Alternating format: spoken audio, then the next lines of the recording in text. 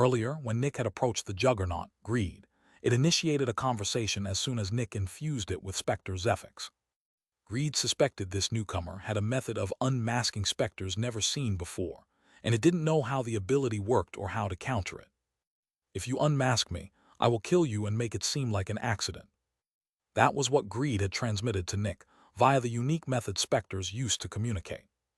The champion could overhear human voice transmissions, but he couldn't overhear Specters talking to each other.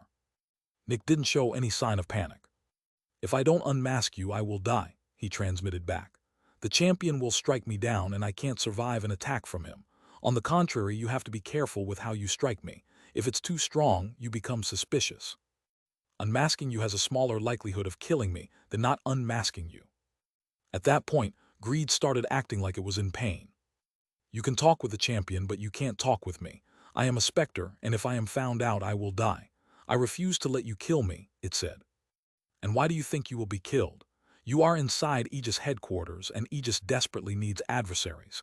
Even more, you are easy to work with. If you just come clean on your own and willingly hand yourself over, both of us will survive," Nick answered. By now, Greed was acting like it was in unimaginable pain. Bang! That was when Greed hit Nick. Instead of talking more, it wanted to take Nick by surprise. If Nick died, Aegis wouldn't have any proof, and it was normal for a human to lash out in incredible pain. Would Aegis kill him over a hunch? Sure, they'd be forever suspicious of him, but that was better than dying outright. The spiel played out in front of them, and when Nick had recovered, he was the one who initiated the conversation. "There's no going back anymore," he transmitted. "If you resist, you will die. You can't kill me anymore since everyone is ready to attack you now." "Death will kill me," Greed answered. "If I'm lucky, I can break out of this room and flee. Death will attack and back me up." "Are you even listening to yourself?" Nick asked. "You think Death will back you up? The trio, or more precisely duo, is not ready to strike. There are 5 shields, including the champion, in this very building. Do you believe Death is so stupid? Do you think it will risk unmasking its location? Or do you think it can resist the power of 5 shields while staying far out in the ocean, striking from hundreds of kilometers away? You don't have to be antagonistic to humanity. I am a Specter, and I am working with humanity. I have been working with humanity for a while now, and they allowed me to become powerful. The trio and corruptors don't know about my existence, which means I can openly walk among the Specters. Additionally, I have a human identity, and all the shields know about my status. No one is my enemy. Everyone works together with me. The only threat right now is you. As long as you are inside a containment unit, humanity won't kill you. In fact, Aegis will even feed you plenty of powerful extractors. Working with you is infinitely easier than working with the false prophet. Aegis might even be interested in increasing your power even further. On your own, how can you ever become an early adversary? Sure, you could manipulate the other shields, but what about becoming a mid-adversary? Meanwhile, Aegis will push you to become a peak adversary at some point. Your power has value to Aegis, and you can use that value in negotiations. Help humanity, and you will help yourself. Or you can try to run away and die miserably. It's your choice." Greed just looked at Nick. "Fine, you got me." That was when it told everyone about its identity. "Yes, I am Greed." The room fell silent. The politician gritted his teeth. Thanks to his brilliant mind, he immediately combined all the clues and realized Greed had manipulated him. Xandur had always praised the politician, saying that as the new left arm, he would get to work with the false prophet and become an early shield. Then, with his brilliance, probably even convince the champion he'd be more useful as a mid-shield. Finally, he could become the backbone of humanity. Of course, the politician knew this couldn't happen, but Greed's words had still stoked the fire of ambition in him. He wanted to go higher. He wanted to become more important. And yet reality would hit him hard. The politician was not allowed to work with the false prophet. The damage to humanity was too immense. For the politician to become an early shield just by working with it, humanity would most likely lose tens of cities, tens of agents, and a couple of protectors. The cost was simply too high. The politician had known from the beginning that this was impossible, and yet he was still disappointed when reality smacked him in the face. Disappointment, bitterness, hopelessness. Suffering. This was how Greed became more powerful. While the politician was furious at himself, the others were shocked. The wall had worked with the old right arm many times, and Xander had been the right arm's most talented student, outstanding enough to be his obvious replacement. And now, the wall was supposed to believe that this youngster with a bright future was a Specter. Meanwhile, the technician had already suspected Xander, mainly because of the battle against the trio of destruction and death. When Xander appeared, war had stopped attacking. It had just readied a gigantic, devastating strike, but when Xander arrived, it hesitated, giving Xander an opportunity to close the gap. Chapter 835. While the shields were still reeling with shock, Nick spoke up. As predicted by my superior, Julian Winter, greed has willingly surrendered, he said. Naturally, he had to make up a story for why a second Specter worked with humanity, so he used Julian Winter as his superior. The purple-haired woman standing amongst the shields would just be one of Julian's servants. This way, several Specters could walk in and out of Aegis without anyone realizing it was actually Nick. Well, the technician, the politician, and the champion knew, but they wouldn't tell anyone.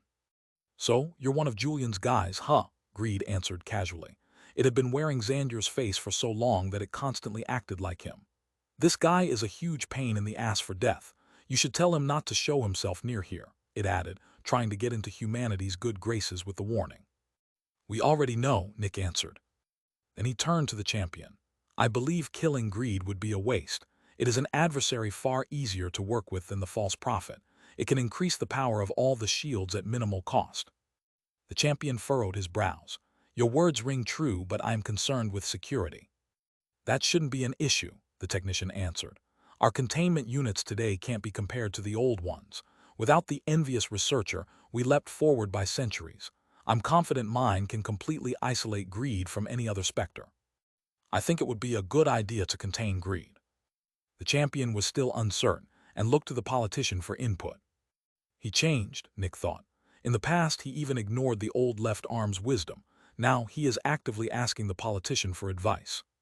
The politician and the technician talked over the details of the containment unit. I can't find any fault, but I'm also not a researcher, the politician said.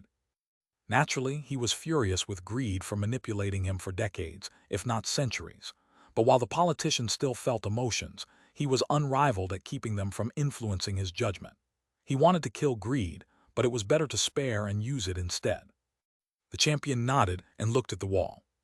Hey, don't look at me, the wall said, stepping back. I'm not good with this kind of stuff. I stand on top of cities and hold my shields in front of me. I don't give commands or advice. I just do what I'm told. The champion looked at the ice storm. As long as it can't contact the outside, there shouldn't be any danger. We need the power, she said. Lastly, he looked at the Inferno, who just nodded without a word. Then it is settled, the champion said, turning to Greed.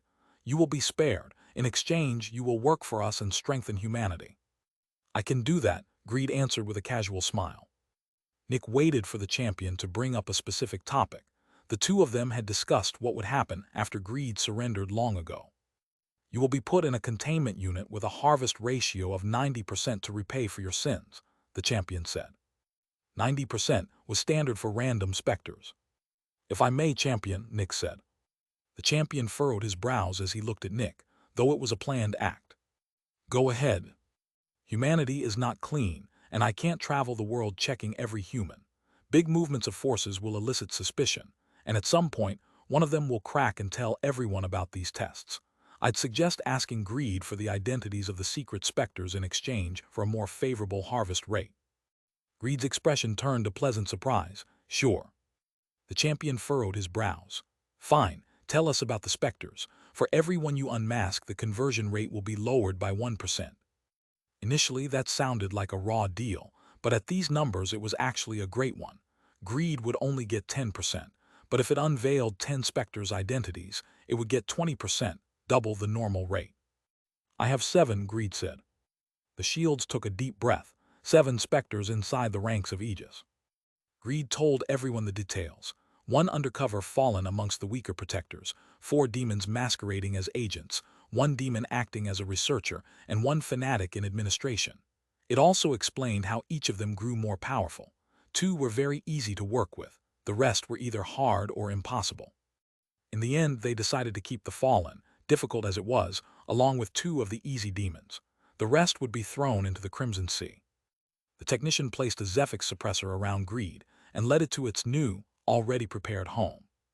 And with that, the incident with Greed came to an end, and Aegis had gained several new Specters. One initial adversary, one peak fallen, one early fallen, and two peak demons.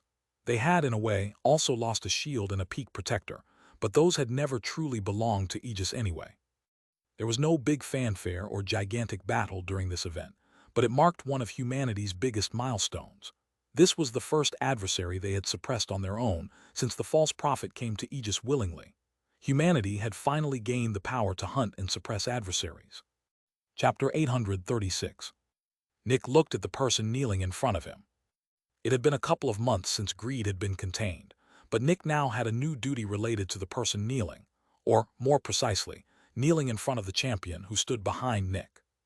Since the Juggernaut could no longer serve as right arm, a new one had to be appointed. Who would it be? The obvious candidate was the Wall, one of the few remaining shields from before Nick had arrived. Within the 183 years Nick had been alive, 5 shields had been replaced, one position even twice. Over half of the shields Nick had learned about when he joined Aegis had died.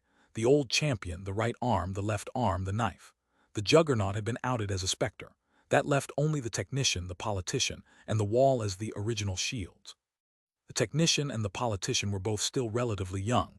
Before Nick joined, the politician had been the newest shield, the technician the second newest. The Wall, meanwhile, had been there for a long time already. Within the next 500 years he would die of old age, having fought the trio in Corruptors for over 1,000 years. Naturally, he was the obvious pick. However, he declined.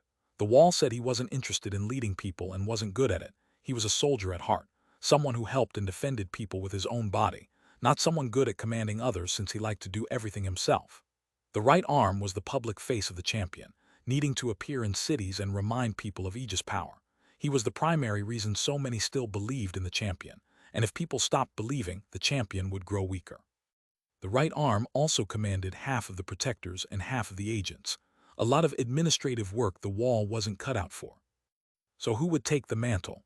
Just like the Wall, the technician wasn't interested in prancing around the world giving speeches. He wanted to research, and he was far more useful as one. The politician was already the left arm. That left the 2 new shields. The Inferno was too hot-headed. He'd even exploded on the champion once and publicly accused him of colluding with the sun. Not a good fit. That left the Ice Storm. She was certainly intelligent enough to lead, and in terms of skill she was the perfect fit. But there was an issue, her image. She radiated a cold, commanding aura similar to the old left arm. People followed her commands because they feared her. She was an effective leader, but the right arm was supposed to inspire people, not intimidate them. The people were meant to venerate the champion, not cower before him. So she couldn't take the role, though if the politician died, she'd be the obvious successor to left arm. None of the current shields could assume the mantle, which meant the right arm had to come from the peak protectors. In the end, one person was chosen, and it was an odd one. It would require a bit of a change in image for the position, but it could work. The person kneeling in front of Nick was a thin man with pure white hair and a warm, radiant smile. The kind of person others inherently trusted. He seemed kind, intelligent, and helpful. His name was Leonard Spark. He'd chosen the last name because he wanted to be a spark of hope for people around him. His manufacturer had first made him a supporting extractor to save costs. His job was to alleviate the physical and mental stress of the other extractors, since extractors who felt better were less likely to switch and more willing to work longer hours. Leonard received the ability to soothe physical injuries, then learned to soothe mental worries too. The manufacturer grew big in the city, and eventually Leonard joined Aegis, working with stressed agents who couldn't handle the constant pressure.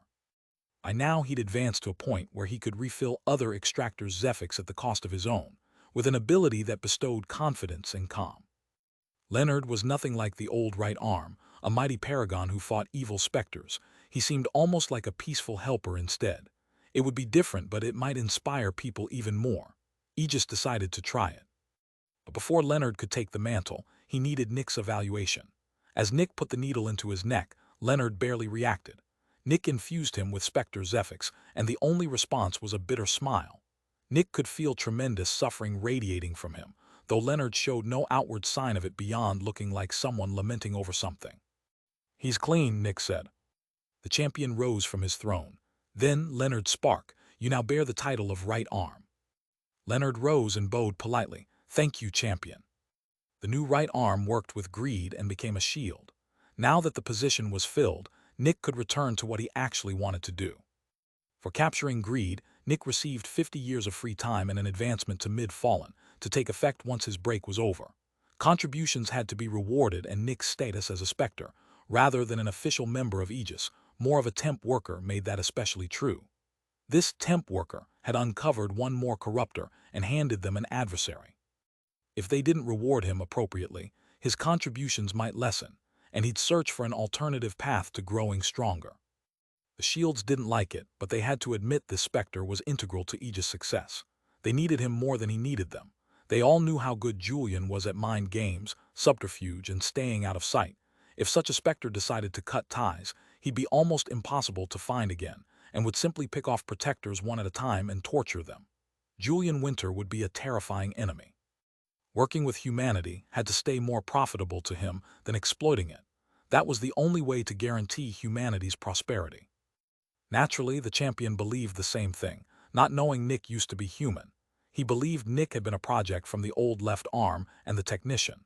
The technician was the only Shield who truly trusted him. When Nick's break officially started, he immediately visited the underground lab. He hadn't been there in almost 30 years. Seeing everything progressing smoothly, he sighed in relief. If something had happened to the base, he wouldn't have known until he arrived. By now, Samar had officially assumed leadership over the entire base. The researchers were much calmer, and there were almost no issues. Almost. There were 6 missing researchers. What had happened? There was no way they could just die. They were extractors who could live for hundreds of years, and there were no enemy Specters, no reason to kill any of them. "I'm back," Nick transmitted to Arya, who was listening to someone explain something. Her eyes opened wide in shock, and a moment later she excused herself and entered an isolated corridor. Nick appeared in front of her, and she almost collapsed, her face open in horror as she looked at the ground. "Finally," she said weakly. Nick felt bad seeing her this stressed. "Sorry, but I had something to do," he said. "We dealt with Greed, and Aegis has an adversary now." Arya nodded absent-mindedly, then fell silent. "Did something happen?" Nick asked. She nodded wordlessly. "Give me a second, please." Nick waited. Around 30 seconds later, she took a deep breath. "Something happened about 18 years ago." "Is it related to the missing researchers?" "Dead researchers, yes." "How did they die?" Arya took another breath. "It's scary." "Scary?" Nick asked, raising a brow. Arya was a protector who could work with the most brutal Specters. If she called something scary, it meant something. "We established a Specter research team," she said. "If we want to make use of pure energy and star energy, we need to know more about Specters. The team researched concepts for Specters that could prove difficult for humanity to deal with. We were planning weapons to counter them. Humanity needs to be prepared for such enemies." Nick nodded. And then she hesitated. Nick could see fear in her eyes. They all started screaming.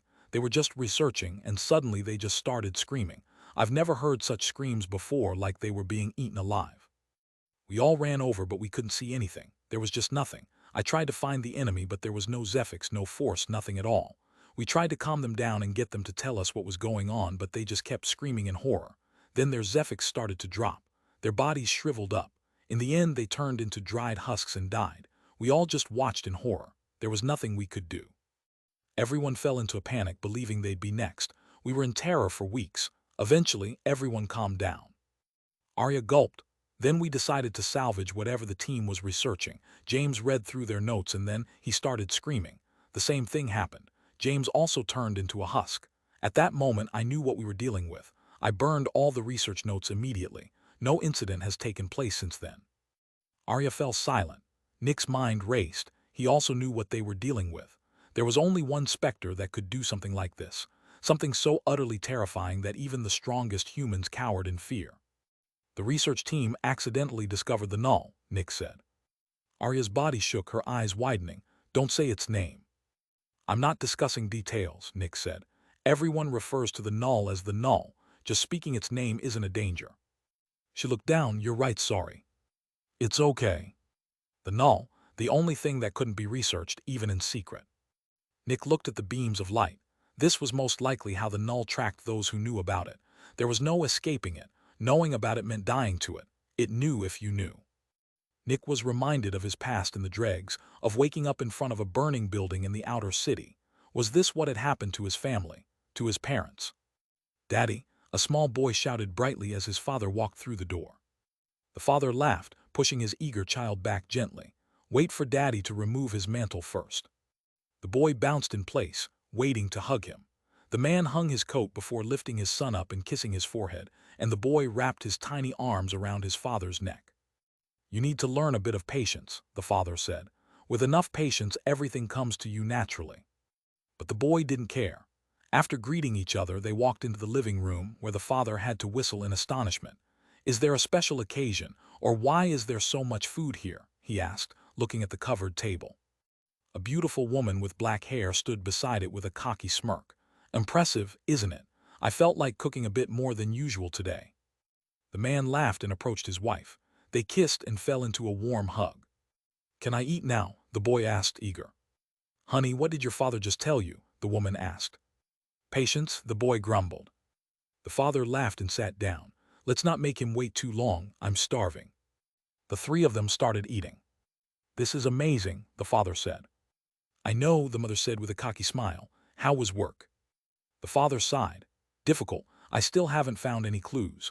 One would think there'd be tons of specters in the outer city, but there are barely any." "Why aren't you looking in the dregs?" the mother asked.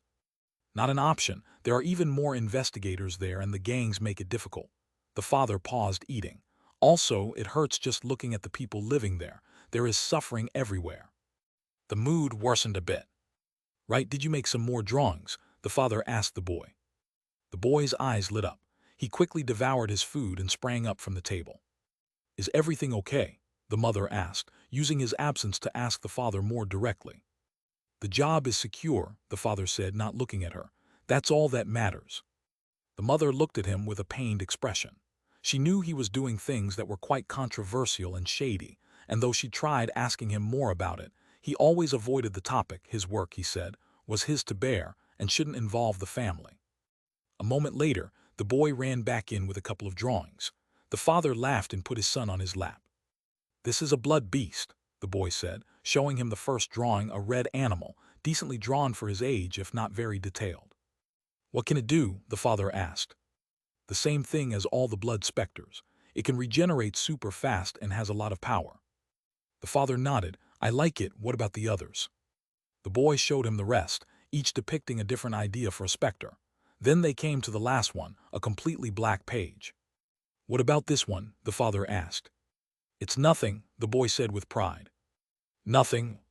"Yeah, I wanted to come up with the scariest specter, but I just couldn't think of anything scary enough. So I made a black page. If I can't see it, I don't know what it looks like, and that's super scary." The father nodded, quite deep. "You used the fear of the unknown." Fear of the unknown. Many people fear the unknown. If they don't know something, they don't know what to do. That makes something scary. "Ooh." Then the boy's eyes widened. "I got an idea." He jumped down from his father's lap, grabbed a piece of paper and put a small black dot in the middle. "There," he shouted, showing it to his father. "What's that?" "Something. It is something, but we don't know what it is. It is everything and it is nothing. It can become whatever you fear the most, but you can never find it because it is nothing." The father seemed interested in the drawing. By now, the mother had grown interested too. "That would need to be a force specter," the father said. "A force specter that can basically be anything and nothing, truly scary." He looked at it a bit longer. Then his fingers lost their grip on the paper, and his eyes widened in horror. "What?" the mother started, but the same thing happened to her. They both broke out in sweat. They both started screaming. The child opened its eyes in horror and ran, pencil still in hand. It didn't know what was happening, but it was scared, very scared. It stood in the middle of its room, looking at the doorway in horror. Flames appeared in the house. The child didn't know what was happening. Then something approached. The thing unveiled itself. It was the father, but he looked very different, his eyes sunken, half his weight gone. When he saw his child, he walked toward it with all his strength. The child just stood there, frozen. The father tore a metal pipe out of the metallic house. As the child stood there, it finally realized what was happening. The specter it made, it was real. Deep pain appeared inside its body and mind. Now it knew why its parents were screaming. The child was screaming just like them. Then it stopped screaming as its father hit it over the head with the metal pipe. A deep wound opened in the child's head. With his last strength, the father threw the child out the window, then collapsed to the floor, screaming in pain. He had used the last of it. The father knew what had happened. They had learned something about the null. The only way to save his son was to make him forget.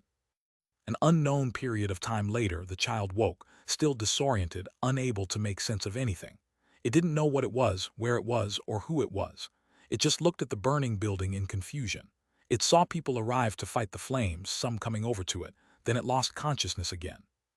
Many hours later, it woke in a random alley, all its clothing gone. "Hey, kid." The child looked over. A rat walked out of the shadows. "Life got you down," it asked. "Maybe I can help. I can make all your pain end." Chapter 837. Nick held the side of his head as he was assaulted by emotions. He felt warmth but also deep terror. He remembered two people, a man and a woman. They felt nice and warm. He remembered a drawing.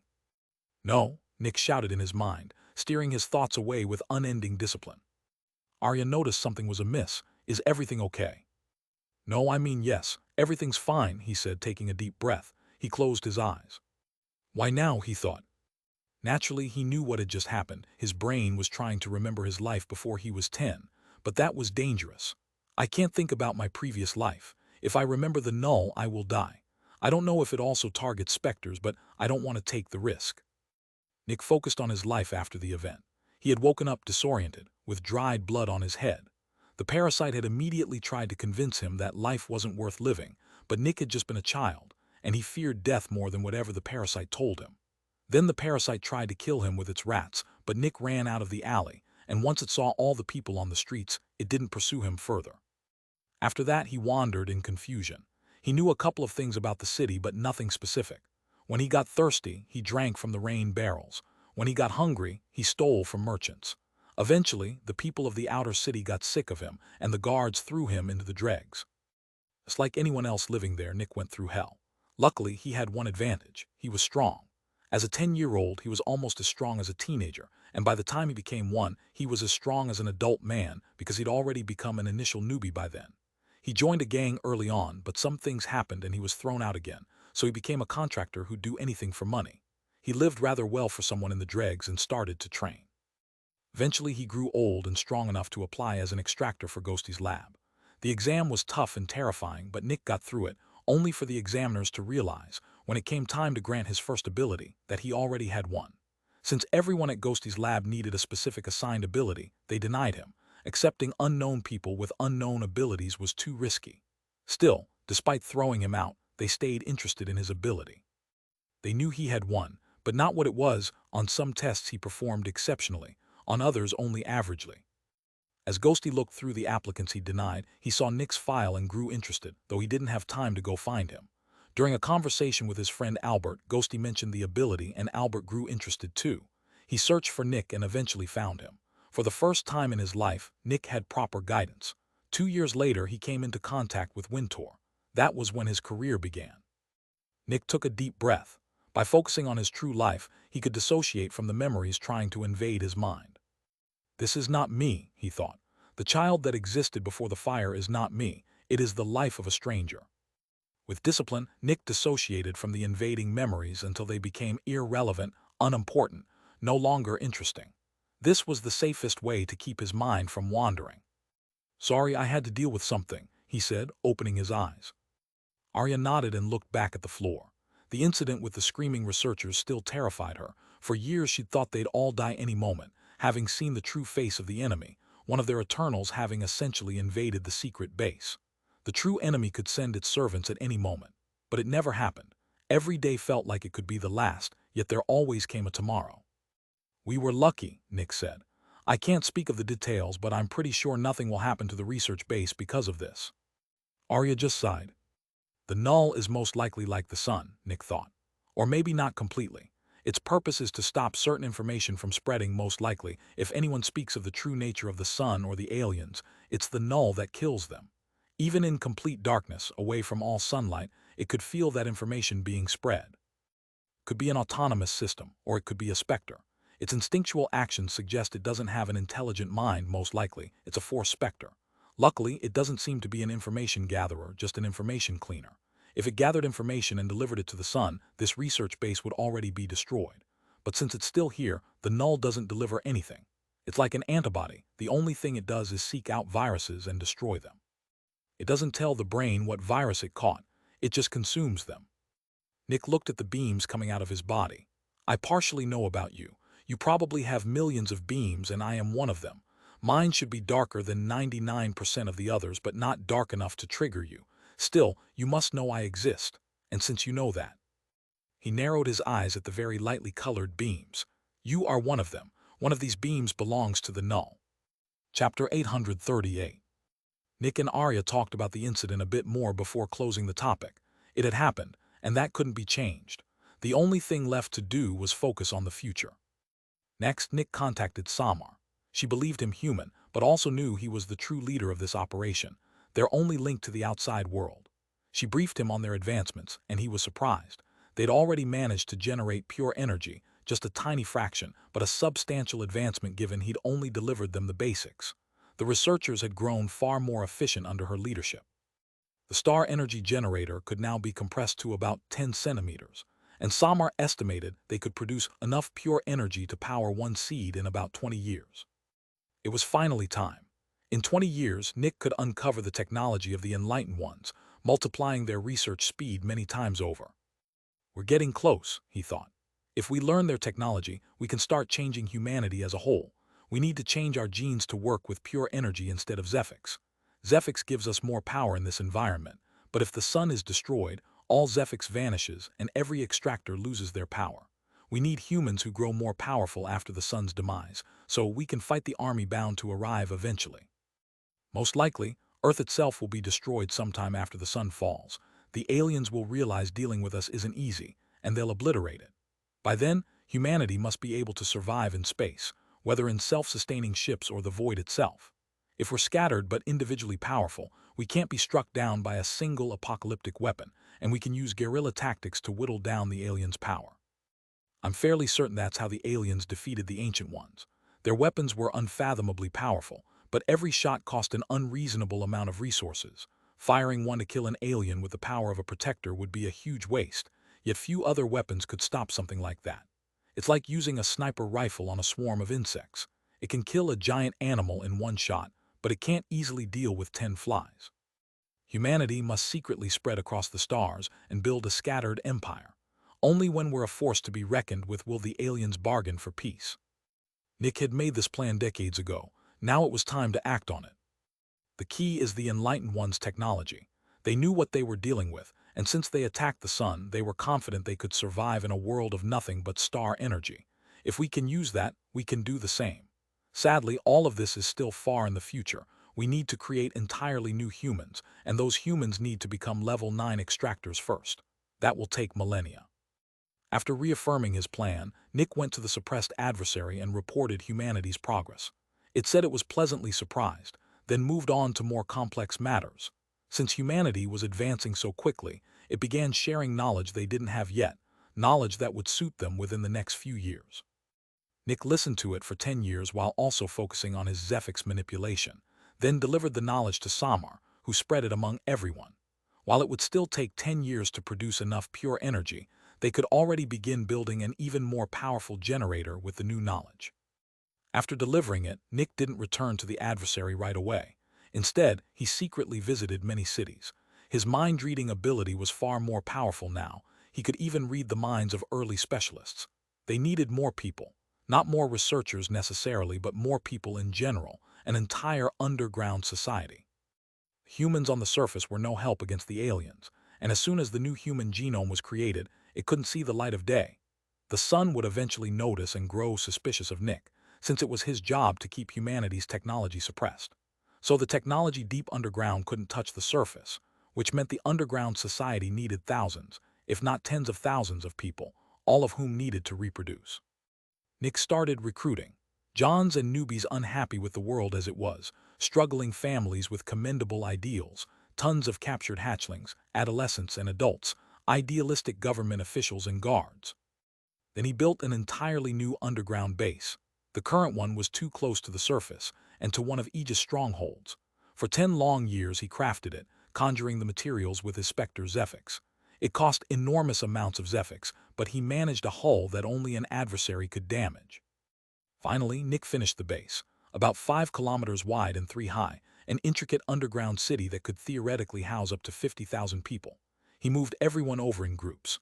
The new base sat almost 20 kilometers underground, where temperatures would be horrendously hot, but the outer layer's material consumed stored Zephyx to keep the inside cool. Animals and plants that could survive underground provided enough food for the population. And there was one last, crucial addition that solved the underground civilization's biggest danger. Aegis had advanced enough that the technician had generated a material that could perfectly isolate advanced Specter senses. Tested extensively, it worked. If a normal human inside a room made of it spoke the sentence, Nurse Alice would not appear. Sadly, it worked against her but not against the null. Still, the entire underground city was built from this material. Now, even if someone spoke the sentence, they wouldn't be found out. Humanity had dealt with one more threat. Chapter 839.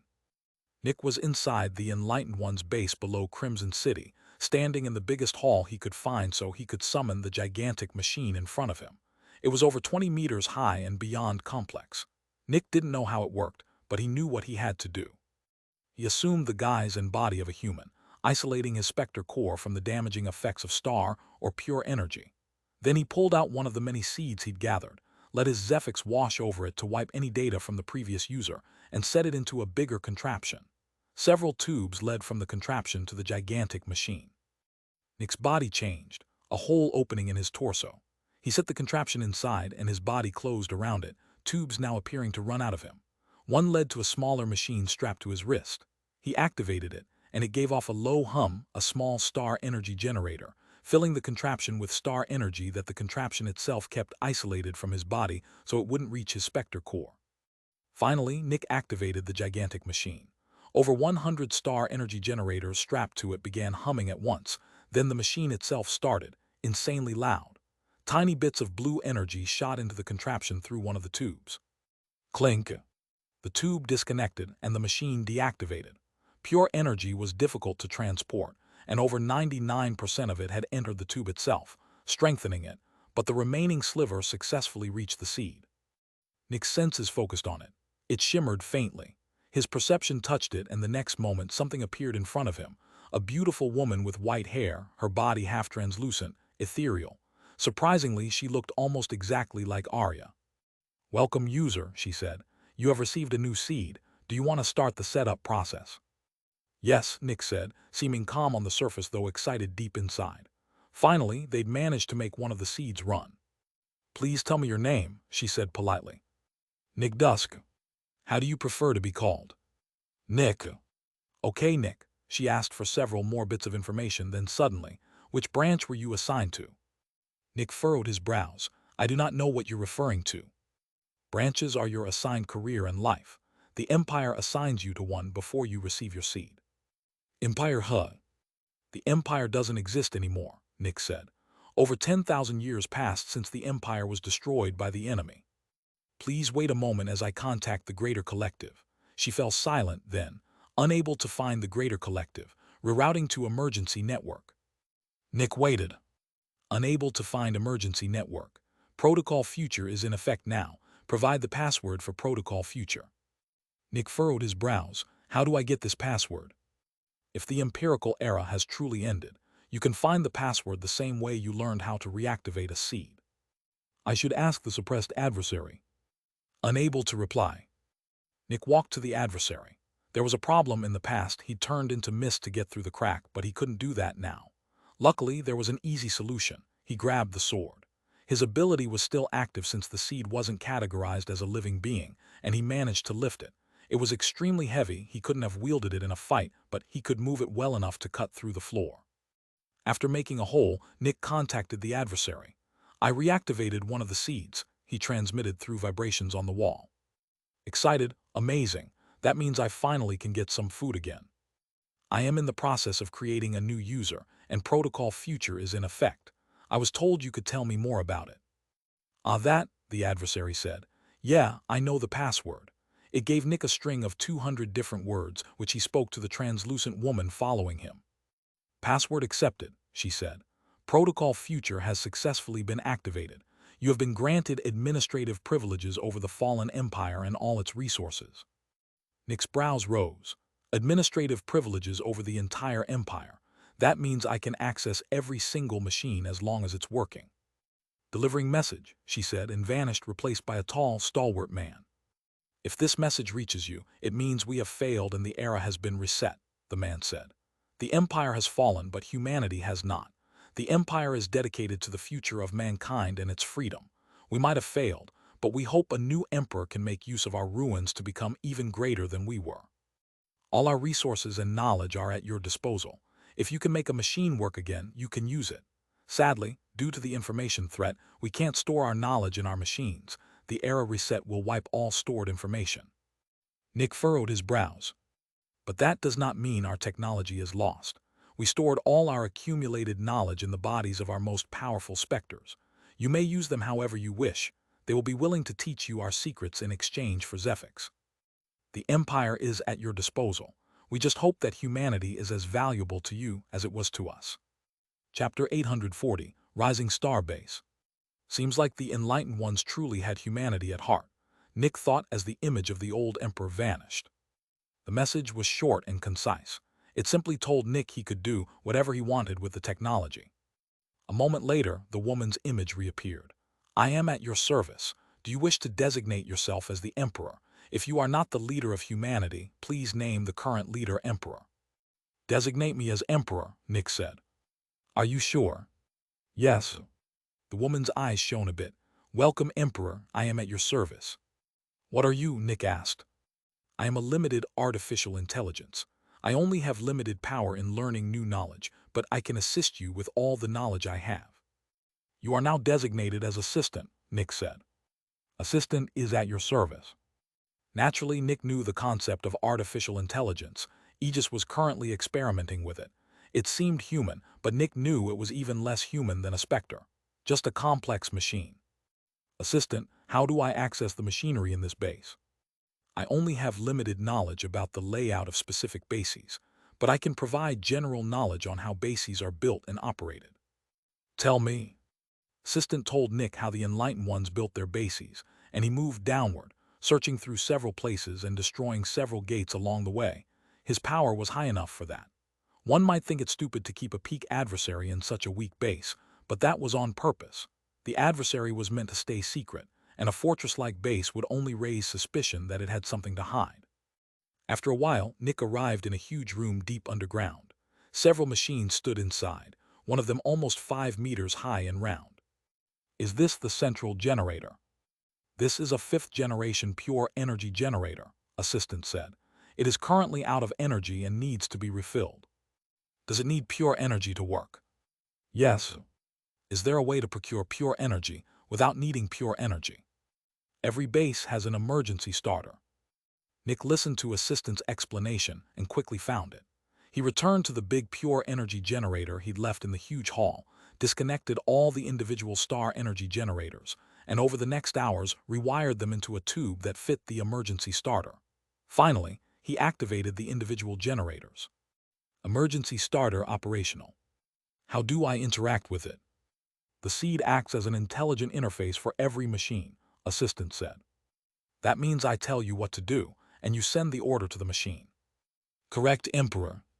Start it and feed the energy to the 5th-generation pure energy generator. Affirmative, Emperor.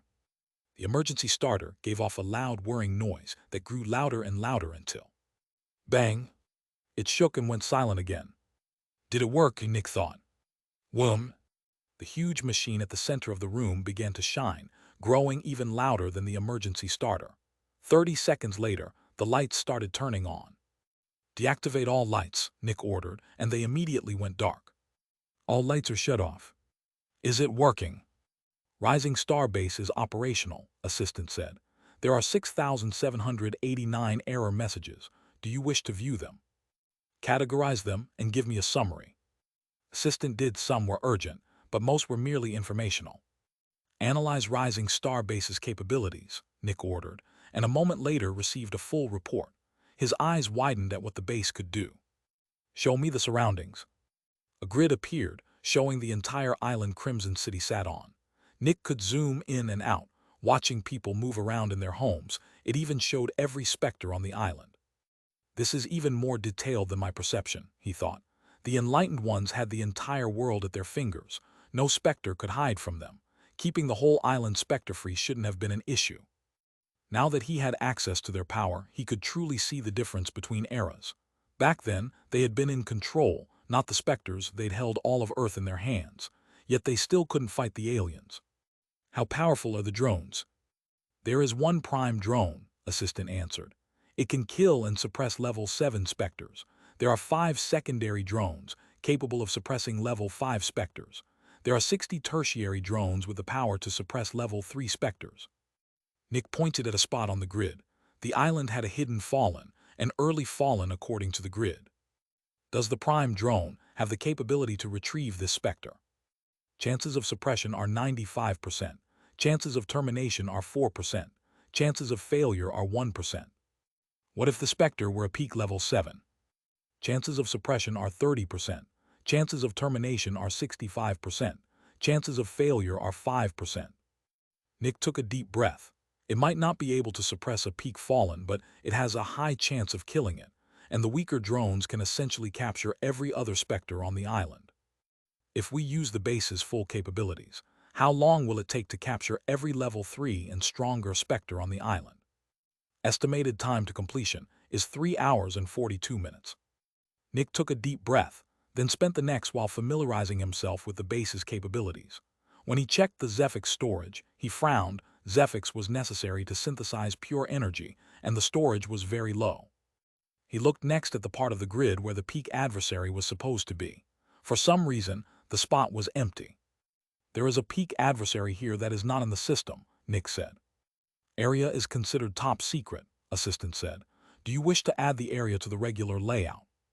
Yes. The containment unit appeared, and Nick saw all the information on the peak adversary, designated Jolly Cannibal, growing more powerful by consuming human corpses. Can the Zephyx of its containment unit be harvested to refill the Zephyx storage? The containment unit is not intrinsically connected to Rising Star Base's central network, but the Zephyx can be manually transported by drones. Analyze the city above Rising Star Base. Affirmative. Estimated time to completion, 1 hour. Nick waited in silence. City designated as Crimson City. Assistant delivered every detail about it, the speed and accuracy of the gathered information terrifying.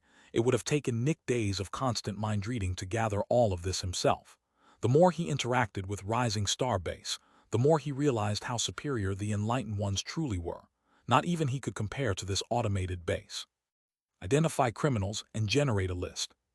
A long list appeared, almost 1,500 names, around 10% of the population. Nick deleted the petty crimes first: burglary, thievery, minor white-collar offenses. Most of this information came from documents and overheard conversations, and testimony was never as valuable as hard evidence, so every name on the list was only a possible criminal, ranked from 10% to 100% certainty. Nick cut everyone below 95%, leaving around 50, the worst criminals in Crimson City. Infiltration drones 1 through 5 will be sent to execute these criminals and retrieve their corpses. Priority is secrecy. Executing criminals with a certainty lower than 100% violates the Empire's ethics code. Nick frowned. He could probably overwrite the ethics code as Emperor, but maybe Assistant was right. At 95% certainty, there would likely be 2 or 3 innocents among the 50. Then only get the ones with 100% certainty. That left a measly 8. Affirmative, Assistant said, and Nick watched 5 small robots begin moving across the grid. Round the base of Crimson City, a tiny drill quietly bored a hole in the molten metal surrounding Rising Star Base. A moment later it retreated, and a long stream of metal poured out, splitting into 5 pieces. Tiny legs sprouted on each, giving them the look of small spiders. Then all of them turned invisible and slipped into the city. Inside the outer city, in a small home, 3 men talked about work and other random things, farmhands whose shifts had finally aligned, giving them the chance to gather. As they talked, one of the invisible drones entered the house and climbed the man's body without him noticing. A tiny needle slid from it into one of his veins. For a couple of minutes, the men kept talking and laughing. "I gotta leave a big one," the target said with a laugh, standing up. "Oh, for fuck's sake, Stephen. You don't have to tell us whenever you need to take a shit. Just go, another said with annoyance. Steven just laughed.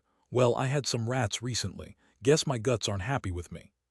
The other two stared at him in shock. Rats? Why? They had enough money for proper food. Why would this guy eat rats? That's horrible, Steven. He just laughed and walked to the toilet. As soon as he arrived, the drone injected something else. Steven suddenly felt tired, and moments later he collapsed. All brain activity ceased. The tiny drone turned to liquid and engulfed him. CRRRSH. The metal compressed him until he was a 10-meter-long string of meat, then rolled that into a ball, growing several times bigger. Finally, it crawled through one of the windows and headed back to Rising Star Base. At the tiny hole, it compressed the corpse further, thin enough to slip through, then walked the rest of the way to the containment unit holding the jolly cannibal and stopped. Nick was already there, watching it approach, though even with his advanced perception, its camouflage was nearly perfect and difficult to track. Within 2 hours, the other drones arrived too. Mission accomplished, Assistant told him. Nick nodded and walked to the containment unit. Open a communications channel.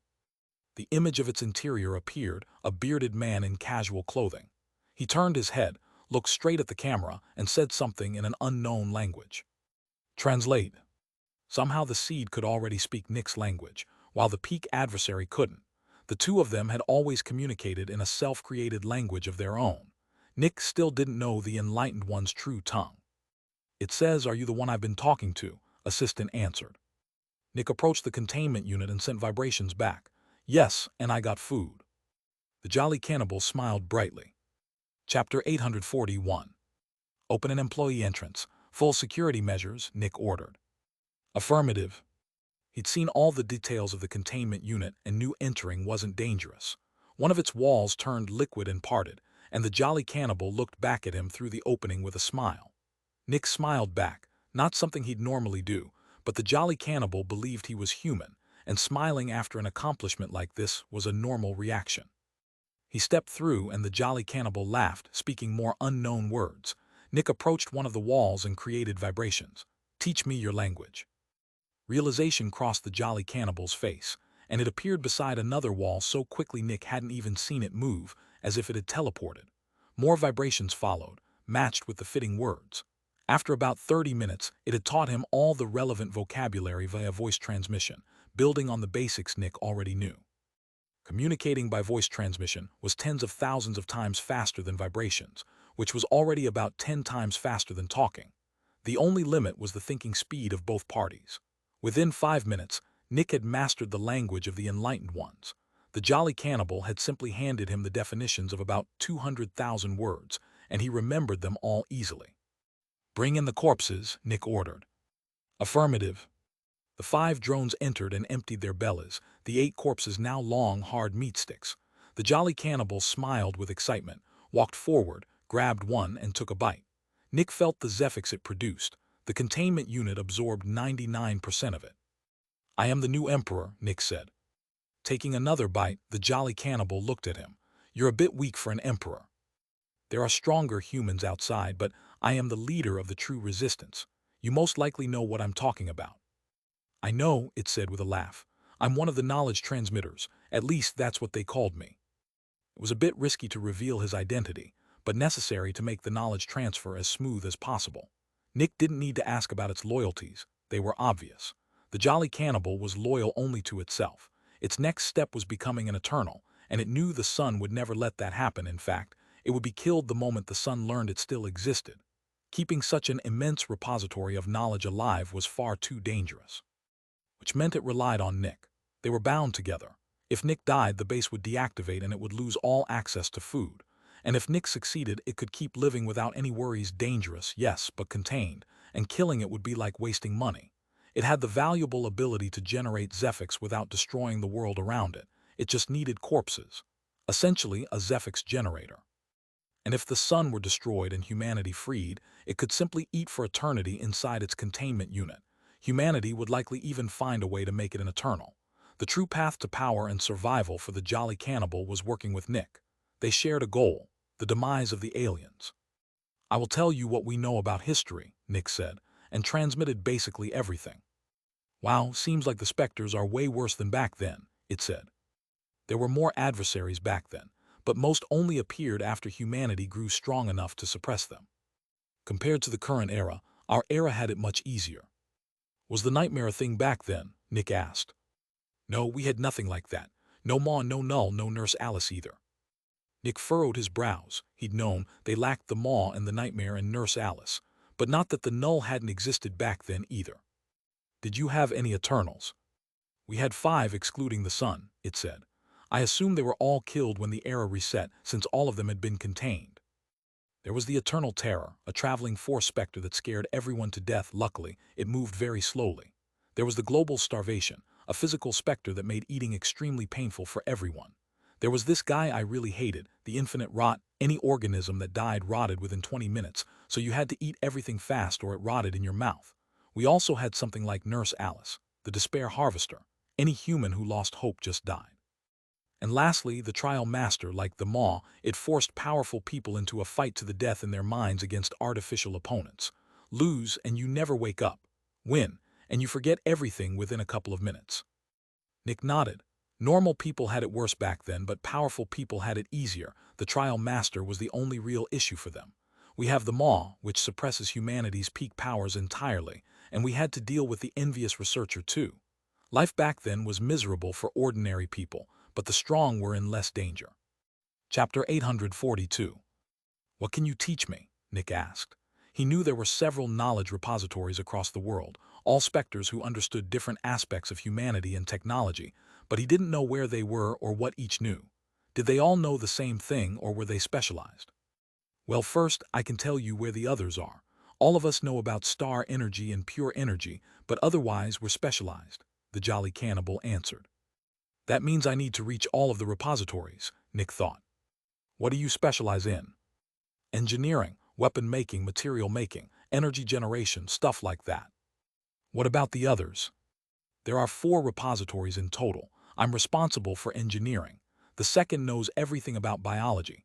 The third knows the details of energies, prefix, Zephyx, star energy, pure energy. The fourth knows energy manipulation. Nick furrowed his brows. There are 2 for energies. Safety measure, it said with a jolly chuckle. One knows the basics but can't do anything with it. The other knows what to do but lacks the basics. One has the materials. One has the blueprint. Give a Specter both and it might find a way out of its containment unit. That would be bad. Makes sense, Nick thought. One probably knows how to turn specific energies into something useful, the other how to turn that useful energy into abilities. All 4 repositories were essential to him. He needed engineering to build the machines that would make use of the others' knowledge, biology to change humanity's genome, and find an alternative path for extractors. The third repository's energy knowledge if he wanted to create a human who could naturally absorb and manipulate star and pure energy, and the fourth for creating abilities. Zephyx manipulation was a gigantic field. Just the diagrams the sun had burned into his Specter core were overwhelming. If someone could explain how it all worked, Nick could create essentially any ability he wanted. Engineering is our priority. It's the base for everything. You are the sole generator of Zephyx for this base, Nick said, a seemingly random comment, but a pointed one. The Jolly Cannibal needed to be fed to keep the base operational. I know what you mean, it said with a chuckle. I'm going to stay with you until I know everything you have to teach, Nick said. After that, I'll regularly get more food for you. Then you just have to wait for humanity. Not a problem, it answered. So where do you want to start? Material composition and generation. The Jolly Cannibal began teaching him everything about engineering. There was a lot to transmit, but voice transmission was now the most efficient communication that existed short of machine-to-machine. Within a single year, Nick learned more than in his entire life before it, and the well of engineering still seemed almost endless. From time to time, he left the containment unit to procure more bodies, visiting different cities, and using his mind-reading ability to confirm guilt himself rather than kill innocents on the system's word alone. It took longer, but not much. Nick listened to the Jolly Cannibal for 15 entire years. It was worth it. Knowledge that had once been agonizingly hard to gather became trivially easy with access to it, and within those 15 years he'd completely emptied it of everything it knew. There was nothing left it knew that he didn't. It was a fundamental transformation. Nick's engineering knowledge was now literally millennia ahead of the technicians. Lastly, he asked about the locations of the other repositories, and the jolly cannibal told him. Finally, Nick gathered a large pile of criminals from cities around the world and handed them over. Put Rising Star Base on standby. Keep it operational but save as much energy as possible, Nick said. Affirmative, assistant said. Nick threw it a glance. He knew exactly how it worked, how it was programmed, what it could and couldn't do. Then he looked at his arm. The crude, primitive star energy generator still jutted from it. If he had access to the necessary machines, he could build his own seed. Every piece of technology Aegis and the underground base had ever built now looked insanely primitive to him. Nick conjured a couple of materials, and his arm morphed, the seed moving into his palm. He created a ring and put it on, tiny tubes and wires threading into his body to connect the ring to the seed. Bang! He destroyed the old star energy generator. Technically, the seed had its own, he didn't need another, but Nick preferred to outsource generation to the new one on his ring. More secure, given he was a Specter, not a human. He created a second ring, connecting it to the seed and the first, a pure energy generator, absorbing the surplus star energy from the external one and using his own Specter Zephyx to make pure energy. He pointed the ring forward, and a small blue stream shot out before vanishing. Generating pure energy was so incredibly easy. As long as he had access to Zephyx, he could make however much he wanted. The limiting factor was no longer star energy, since he could build more generators as needed. It was Zephyx now, and Nick had plenty of that. He was, after all, a natural Zephyx generator. Chapter 843. Nick now held the power of Zephyx, star energy, and pure energy in his hands. He could produce Zephyx himself, and with the advanced generators, the other two as well. His energy problems were solved for good. With the resources to make essentially anything, his mind turned to weaponry and armor. Humans of the current era didn't need armor since they used barriers, but the enlightened ones had used armor instead, pure energy for impossibly powerful defense, leaving Zephyx free for offense. Naturally, Nick planned to do the same. But I don't have the machines to make the machines necessary to make the machines for the materials, he thought. The more complex machines are built from materials treated with pure energy, and I can't create those on my own. Some need a long time to produce powerful materials, and I can't speed that up. The blueprint for the sword in the room above the jolly cannibal shot through his mind. He knew how to copy it, but not exactly how the machine that made it worked. He understood the process, not why the pure energy and star energy behaved the way they did within it. Without the knowledge of energies, I can't properly build these machines. There are parts I don't understand. I can build it, but I don't know how it works. It was like running a current through a spool of copper wire that created a magnetic field, but how exactly? How did moving electrons through a curled wire manipulate a magnetic object some distance away? Nick knew how to make the wire, but not why it produced the field. He knew that it worked, not why. Because of that, building one of these advanced machines was still difficult, and even with his unimaginably advanced mind, he couldn't be sure he hadn't confused a detail or two somewhere. Theory could replace practice to a point, but never completely. A ring-sized pure energy generator was relatively simple by comparison. The enlightened ones had built these almost 1,000 years before they built the machines behind their most powerful weaponry. Comparing the two was like comparing a hydroelectric generator to a machine that could produce hydrogen bombs. I'm not going to enter any fights for a while. First, I'll share all of this knowledge with the underground city. They can handle building the machines. Nick left Rising Star Base and passed through several cities, retrieving the bodies of about 100 criminals for the Jolly Cannibal. Many had been extractors. Their bodies would fuel roughly 30 more years of operation. Luckily, Earth never lacked heinous criminals. Finally, he returned to the underground city. He'd been gone about 10 years and it had developed quite a bit. The layout hadn't changed, nobody there could destroy the old walls, but there were over 300 new additions, children, the first born into the new underground civilization. How could they live down here? Nick had planned for that from the start. 20% of the city ran on Zephyx-generated light, completely cut off from the rest. Only the most powerful, high-ranking members of the dark side could travel there. Only parents and their children lived on the light side, and those parents weren't involved in any research.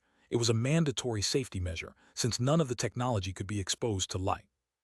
A researcher couldn't have children until there was a way for them to be born into darkness, and sadly, humanity didn't have that yet. For all their advances in technology, their medical and biological knowledge was still primitive by comparison. Despite its lies, the sun was right about one thing, Nick thought. Humanity's achievements in personal power and biology are lacking. We can create pure energy, but not a medication that handles various viruses. We can move electrons between atoms, split and fuse nuclei, and yet viruses are still an issue for ordinary people. He looked at the children. The oldest were 9, the youngest just days old. A Zephyx synchronizer only stabilized around age 9 to 11. Before then, even direct exposure to a Specter's presence wouldn't grant its ability. Under Nick's plan, 11-year-olds would be led to the nightmare once a year. Under normal circumstances, almost no child would survive the trip, but the nightmare wasn't sentient. It was a machine, acting on a fixed, predictable pattern, and there were ways to blunt its effects, at least for a limited time. Enough for a child to survive the few seconds of pure darkness inside the Fiend of Darkness. But that was for the future. For now, they'd rely on extractors who'd gained the ability to isolate the nightmare's influence from others, some of whom had unlocked it after working with the nightmare directly. Once the children synchronized with it, they'd enter the dark side, attend advanced schooling, and after some years choose their path: extractor, worker, researcher, administrator, and so on, which would determine whether they spent the rest of their lives on the light side or the dark. It wasn't the prettiest way to run a society, but it was necessary. The dangers were simply too great. Chapter 844. The first thing Nick did after getting back was inform Samar and Arya of his return.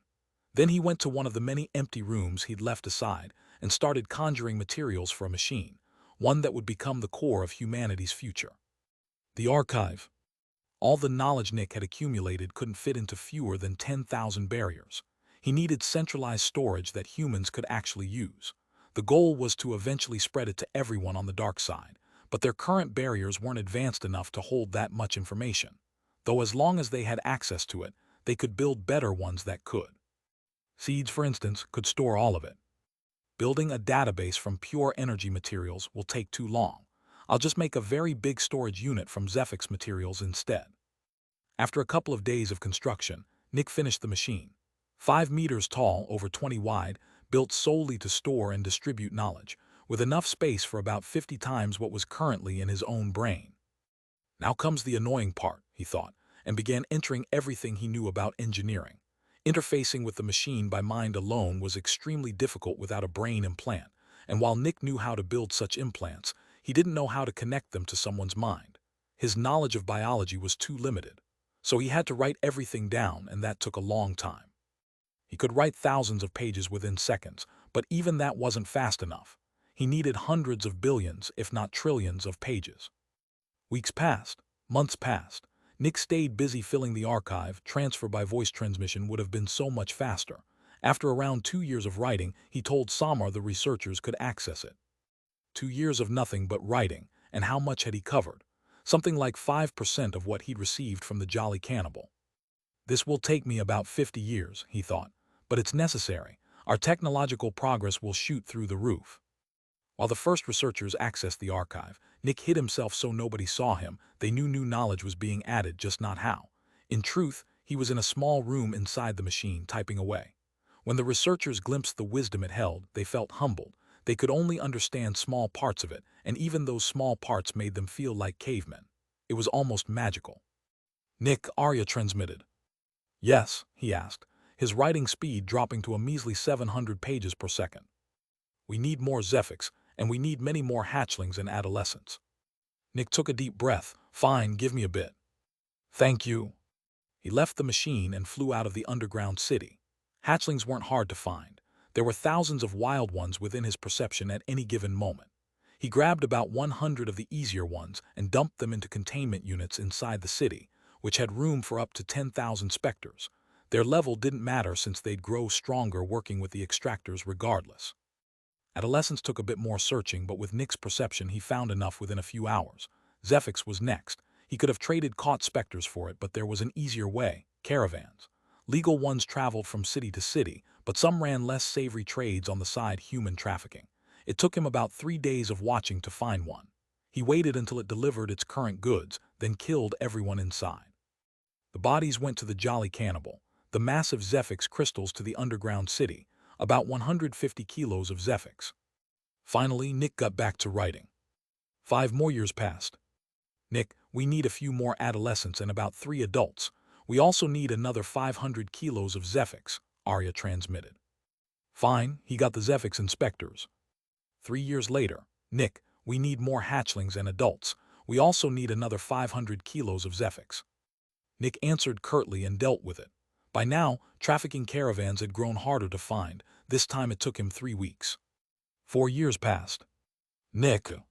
What? He asked, still typing. We need more hatchlings and adults. We also need a couple more elders. A ton of Zephyx also wouldn't hurt. Nick furrowed his brows. Why do you need so much stuff? Just take a look at the city, she answered.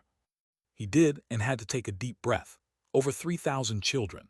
The 9-year-olds from before were already in their 20s, several already Johns. Most of the hatchlings had become adolescents. Even the Johns and veterans he'd recruited years back had advanced. Almost every John had become a veteran. The city, it turned out, had found a way to make Zephyx bearable, so Extractors no longer needed much willpower to advance, and becoming an expert took only time and Zephyx accumulation. Crimson City had always had more Johns than veterans because of the willpower Zephyx demanded, and more veterans than experts because of limited Specter availability. Not everyone could be prioritized evenly. Neither problem existed in the underground city. Nick brought enough Specters for everyone, and everyone underwent Zephyx. From now on, the normal Extractor's ceiling would be the expert level. Then came the biggest hurdle of all, consumption. That was the real reason Arya had asked for elders. Nick sighed after taking it all in. My break is up in a year anyway. Might as well use that last year giving them enough resources. Chapter 845. Nick used the last year of his free time to refill the underground city stocks. Over 1,000 Specters captured, several tons of Zephyx retrieved. There was no telling when he'd next have time to help the underground civilization. Finally, with everything done, he returned to the world. The first thing he did was check the beams. Had anything changed? There were far fewer than before, probably an 80% drop.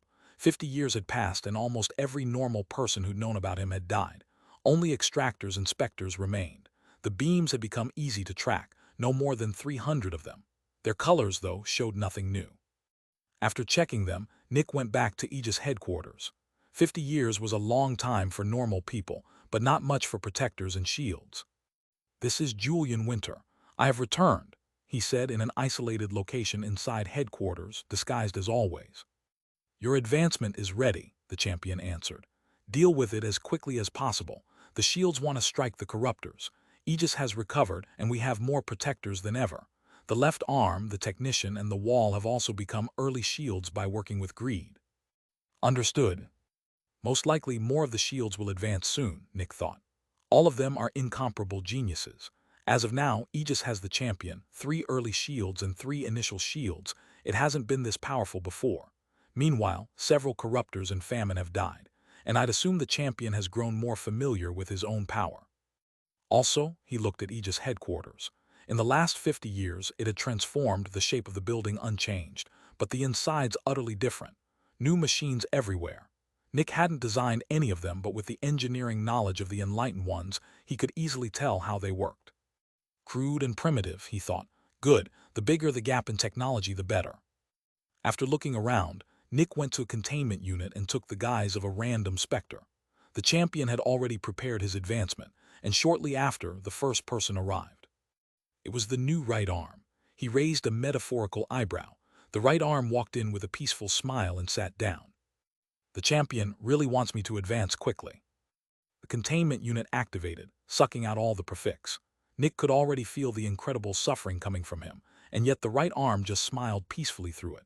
Usually that would be suspicious, but Nick wasn't surprised.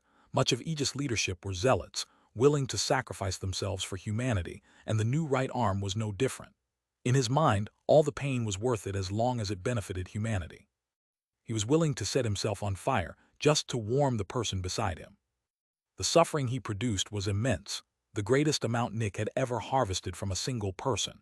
It took only 7 years to advance.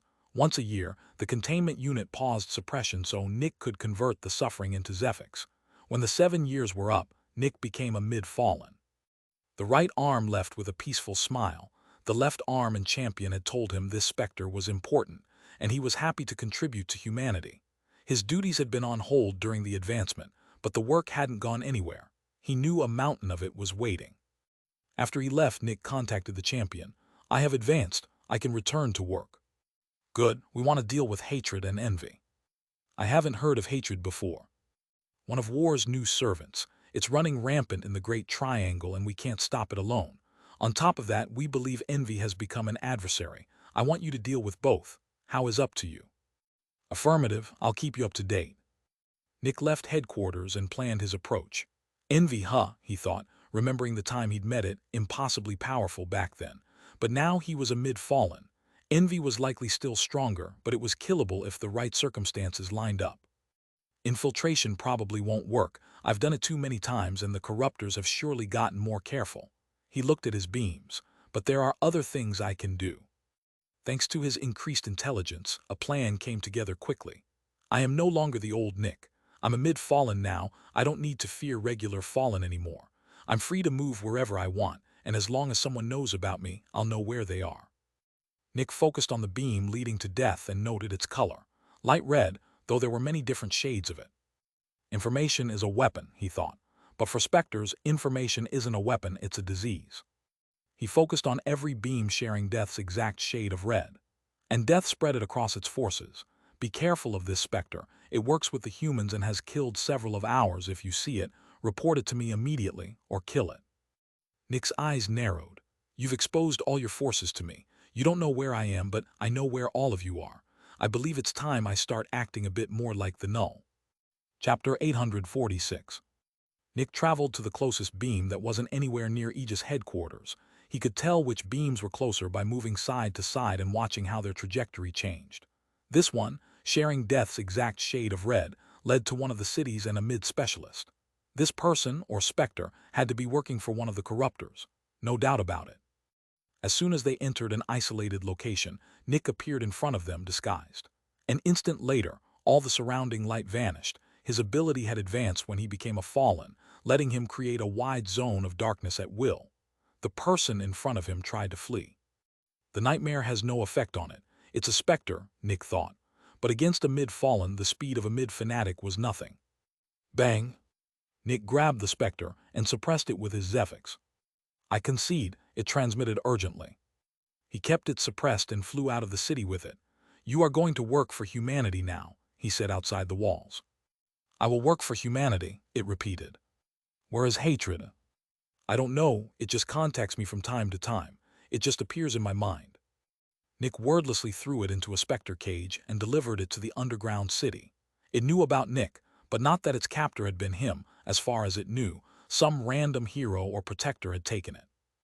At the next city, he quickly found the source. An early demon suppressed in the biggest, most secure containment unit, the city's primary Specter, and one of hatred's followers. I don't have time to deal with the fallout of destroying a city's primary Specter, he thought. Bang!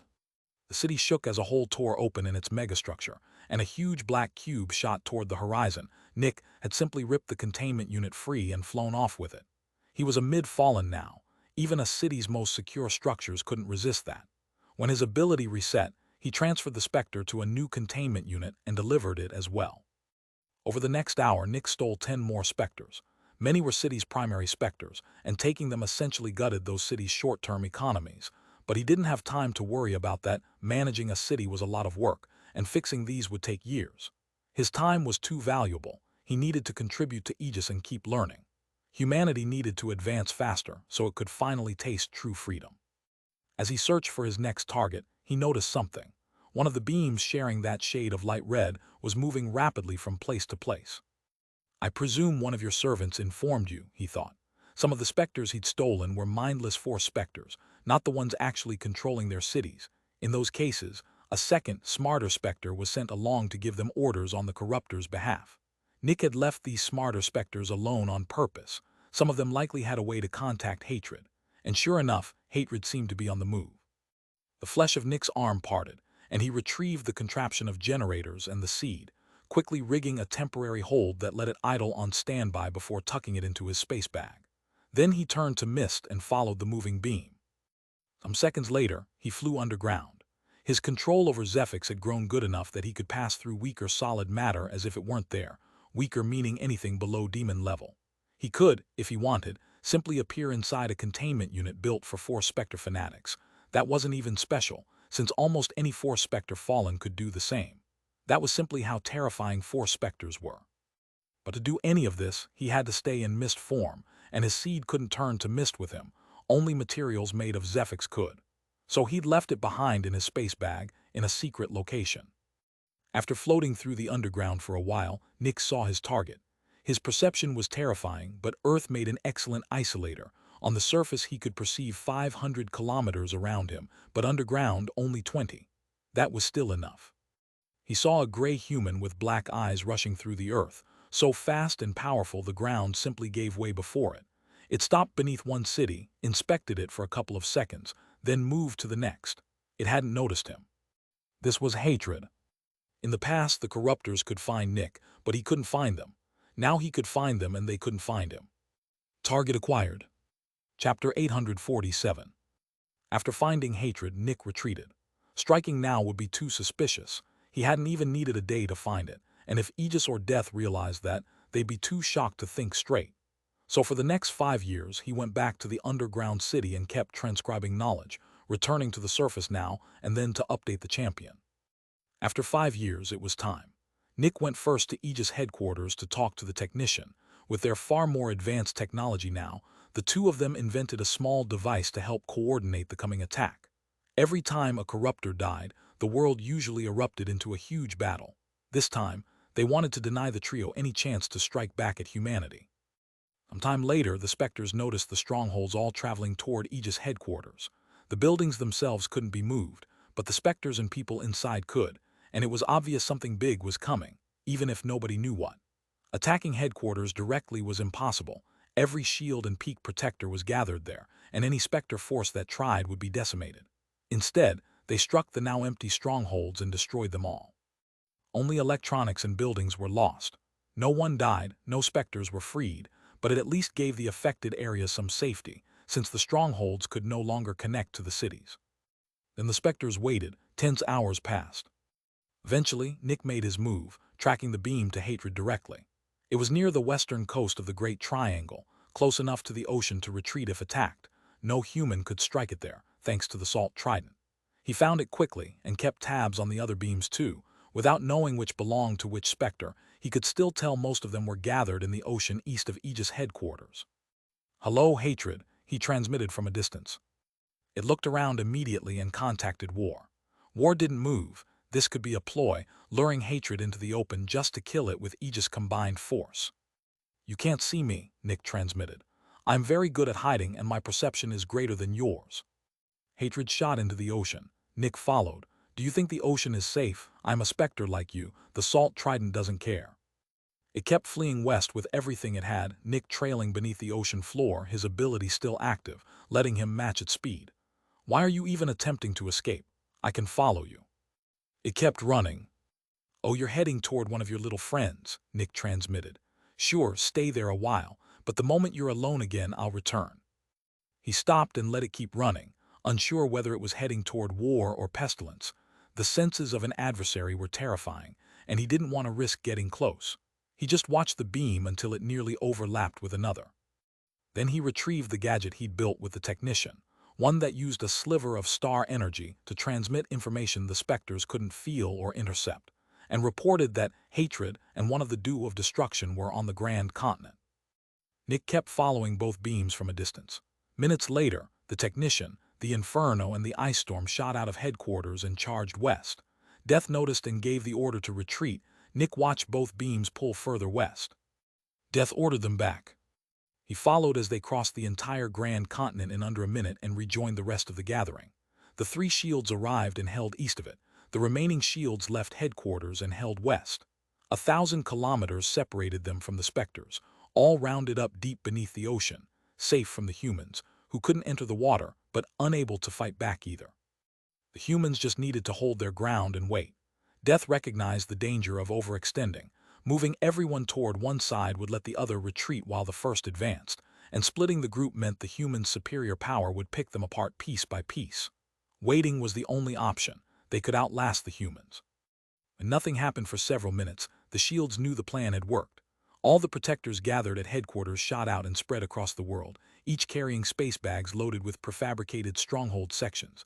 No single bag could hold an entire stronghold, but big parts of one, and the old, destroyed strongholds were obsolete anyway. It was time to modernize. 12 new strongholds went up at once. If they succeeded, humanity would regain its hold over both the Grand Continent and the War Continent. Death realized what the humans were doing. This was bad. They hadn't killed a corruptor, but they were re-establishing control all the same. Chapter 848. What will you do now? Nick thought. Humanity is regaining control of the world, and if you don't act, I will expose one fallen after another. Every fallen working for your corruptors will be captured. That was the plan. By talking to hatred, Nick had exposed that he knew where it was, alarming the adversaries enough to gather together so none of their elite could be picked off. But that released their grip on the world, and as long as they stayed in one place, humanity was free to work through the cities. Without the constant fear of ambush, protectors could travel from city to city and dismantle the Specters' hold.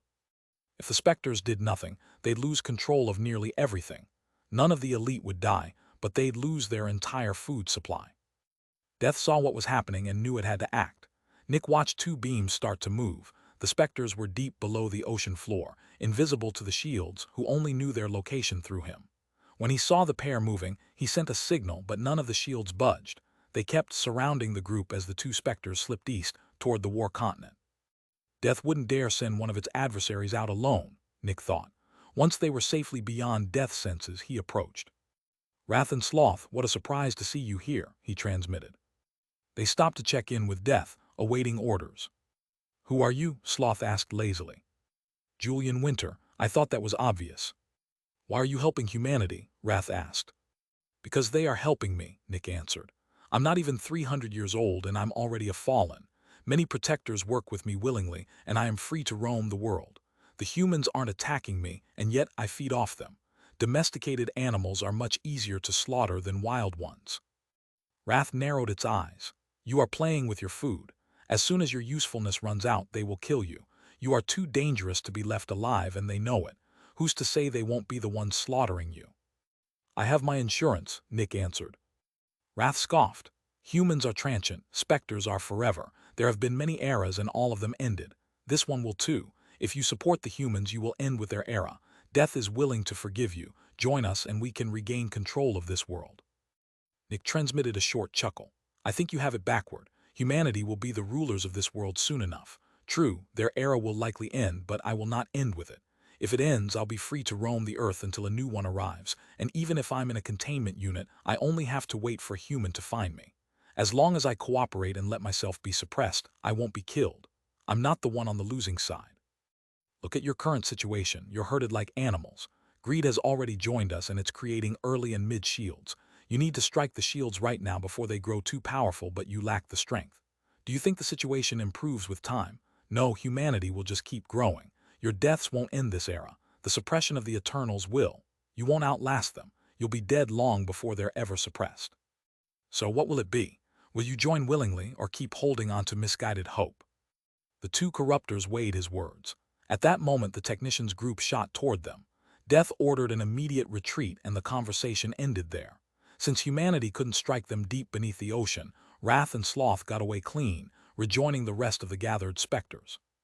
Nick waited far off. Several minutes passed. Humanity kept rapidly reconstructing the strongholds. Death had originally meant to send Wrath and Sloth to kill the protectors scattered across the world, but Nick had intercepted them. Then it had tried to talk him into switching sides and failed. Nick could apparently sense the corruptors to some degree, while they couldn't sense him, a real problem since the Specters' whole advantage was staying hidden and striking from the shadows. With him around, they were forced into the light. Doing nothing meant losing the world. Splitting up meant getting picked off one at a time. Sure, they were safe inside the ocean, but killing protectors meant coming ashore and vulnerability. There was no easy way out. But Death was ancient, knowledgeable, and more than capable of scheming. A few minutes later, it made its move. Nick saw 3 beams heading for the War Continent: Wrath, Sloth, and Hatred. So that's your game, Nick thought. Send out 3 at once. Together, the protectors can't stop them. They'll pick off one after another, which means humanity has to send 3 shields to match them, most likely the technicians' group. That leaves only 4 shields behind. With Envy likely an adversary too, it'll be 4 versus 4 and you'll have the upper hand.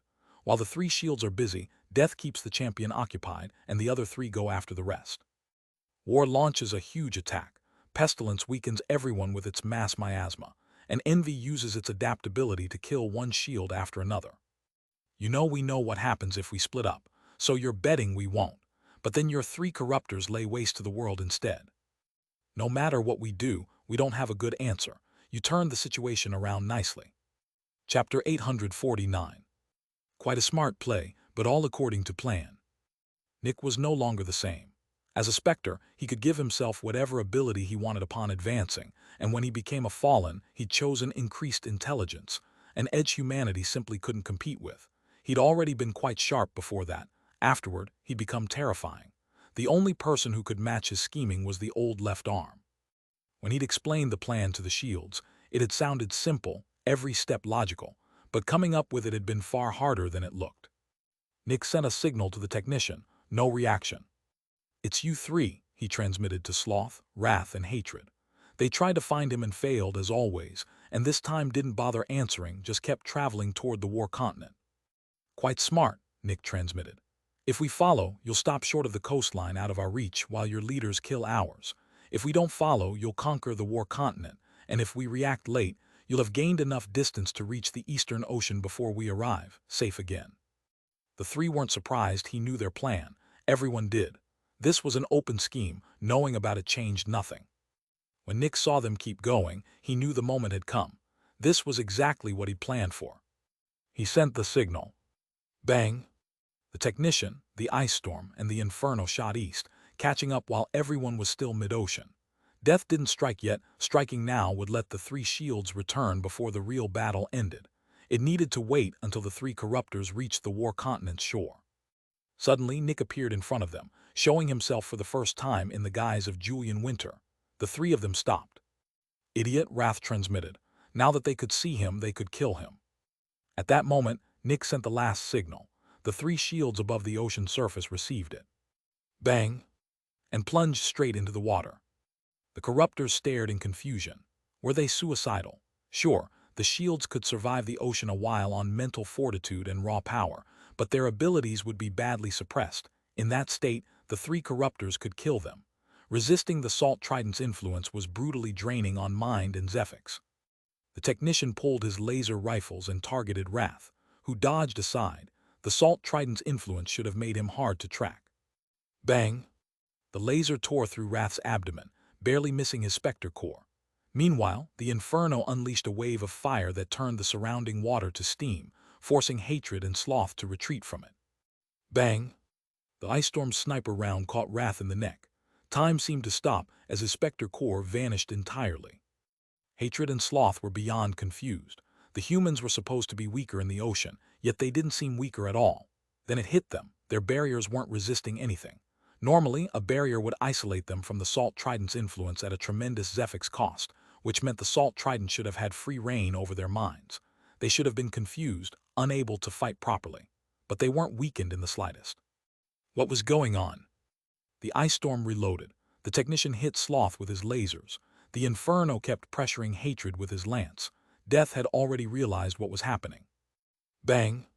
The Ice Storm killed Hatred with a single shot while the Inferno kept it pinned.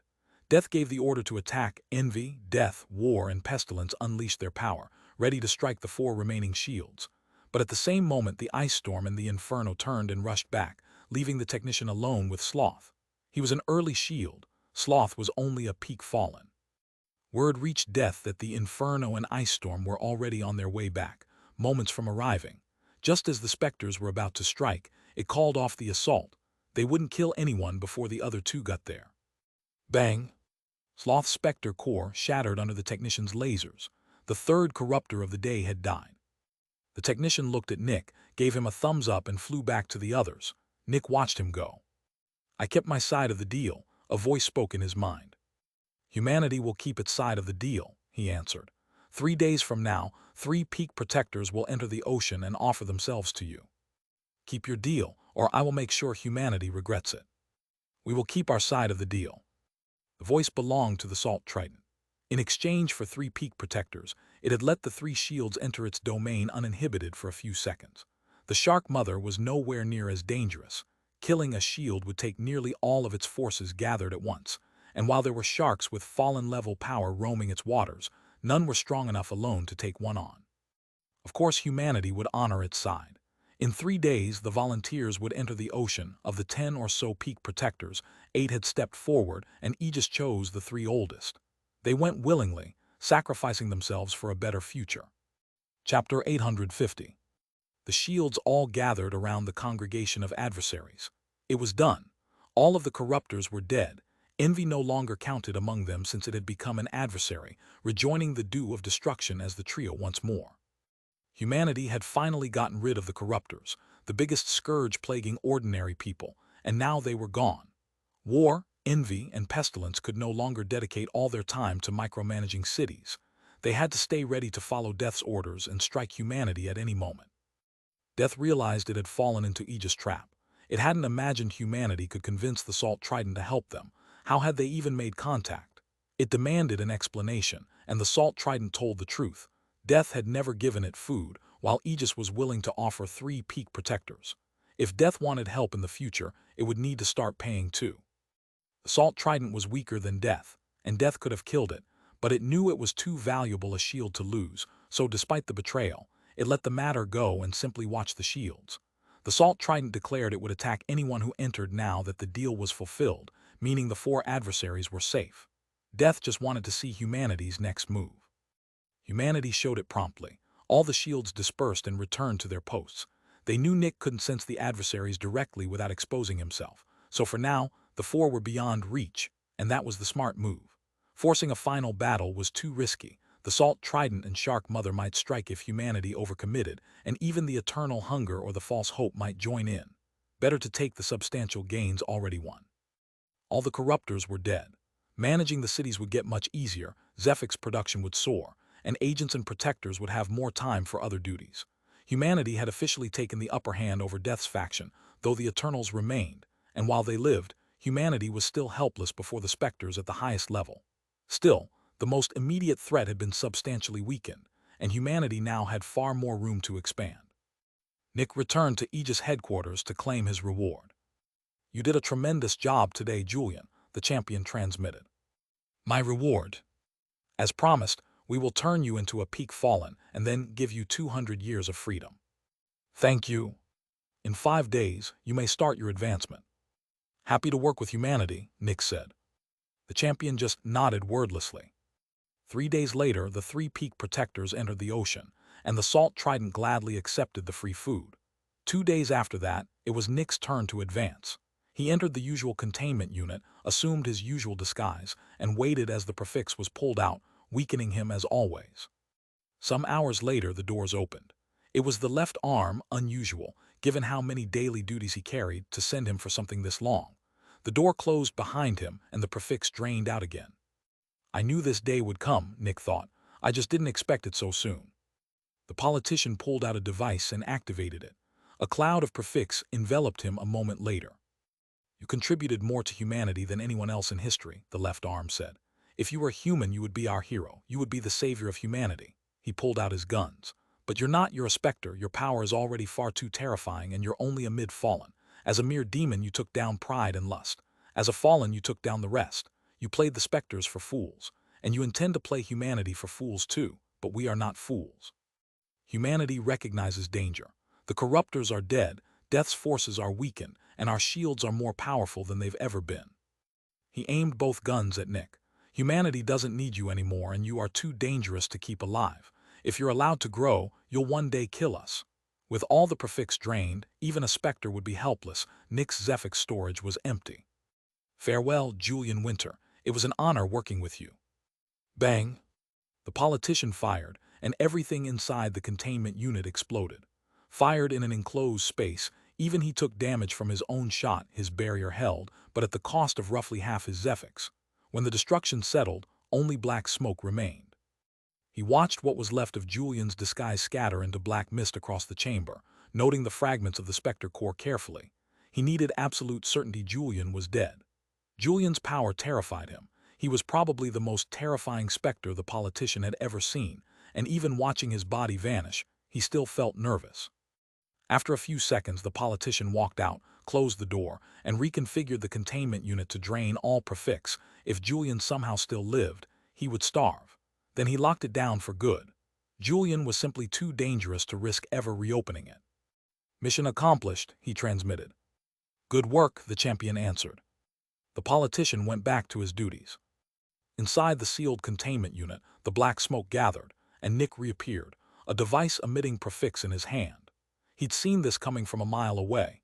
His mastery of engineering had made it easy to secretly alter the containment unit without anyone noticing.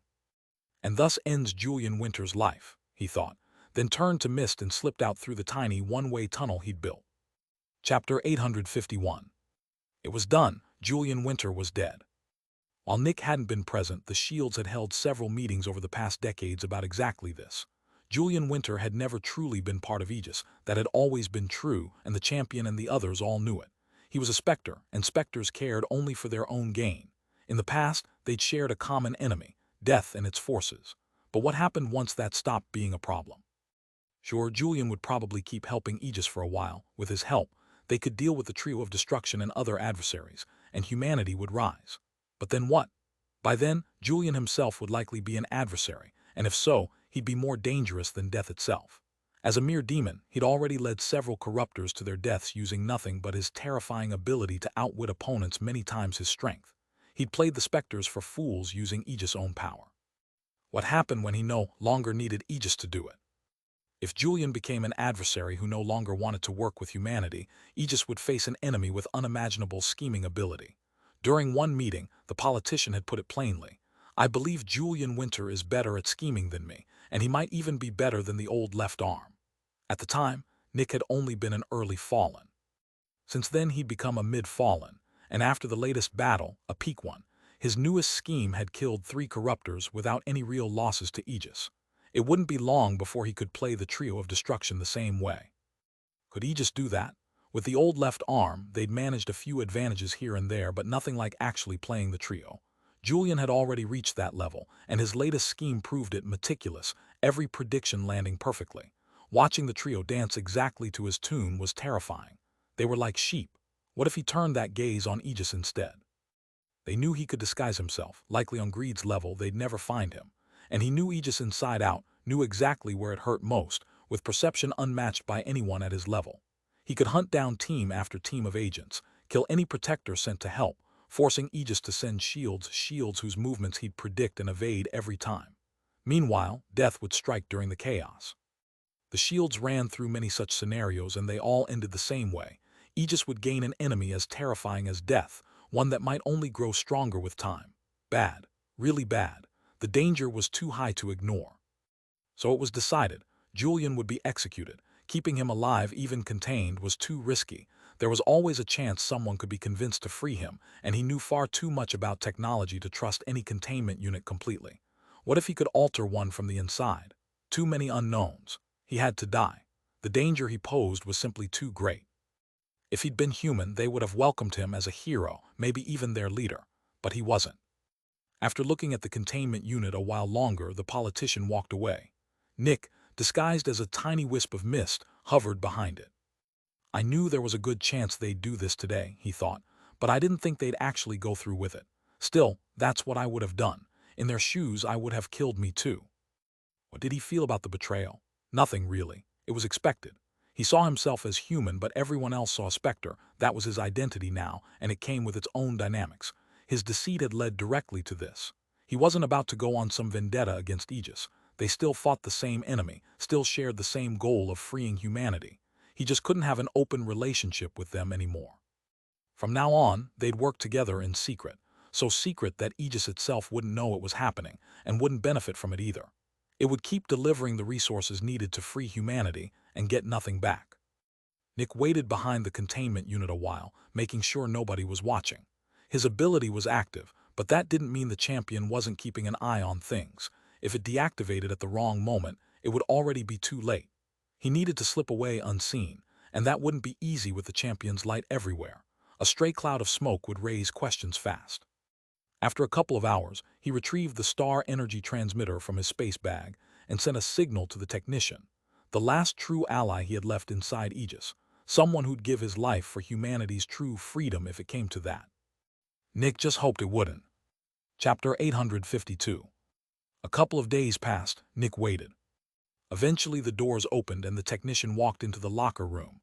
"I'm not going to open it," he said with annoyance, clearly addressing the champion. "I'm just going to look at it. You can keep staring at me if you want." He checked the console. Settings are fine, nothing's been tampered with. Then the employee entrance. "I'm not going to open it," he shouted. "I'm just checking the entrance." His barrier activated and the light above it turned green. Bang! The champion burst through the door and stopped in the locker room, glaring. "This is a test," the technician shouted, pointing.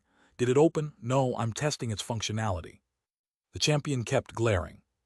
"Do you really think I'd throw my life away for some Specter?" the technician asked. "I dedicated my life to Aegis. Humanity is my priority. I'm not throwing that away to free a Specter," he sighed, "even if he was my friend."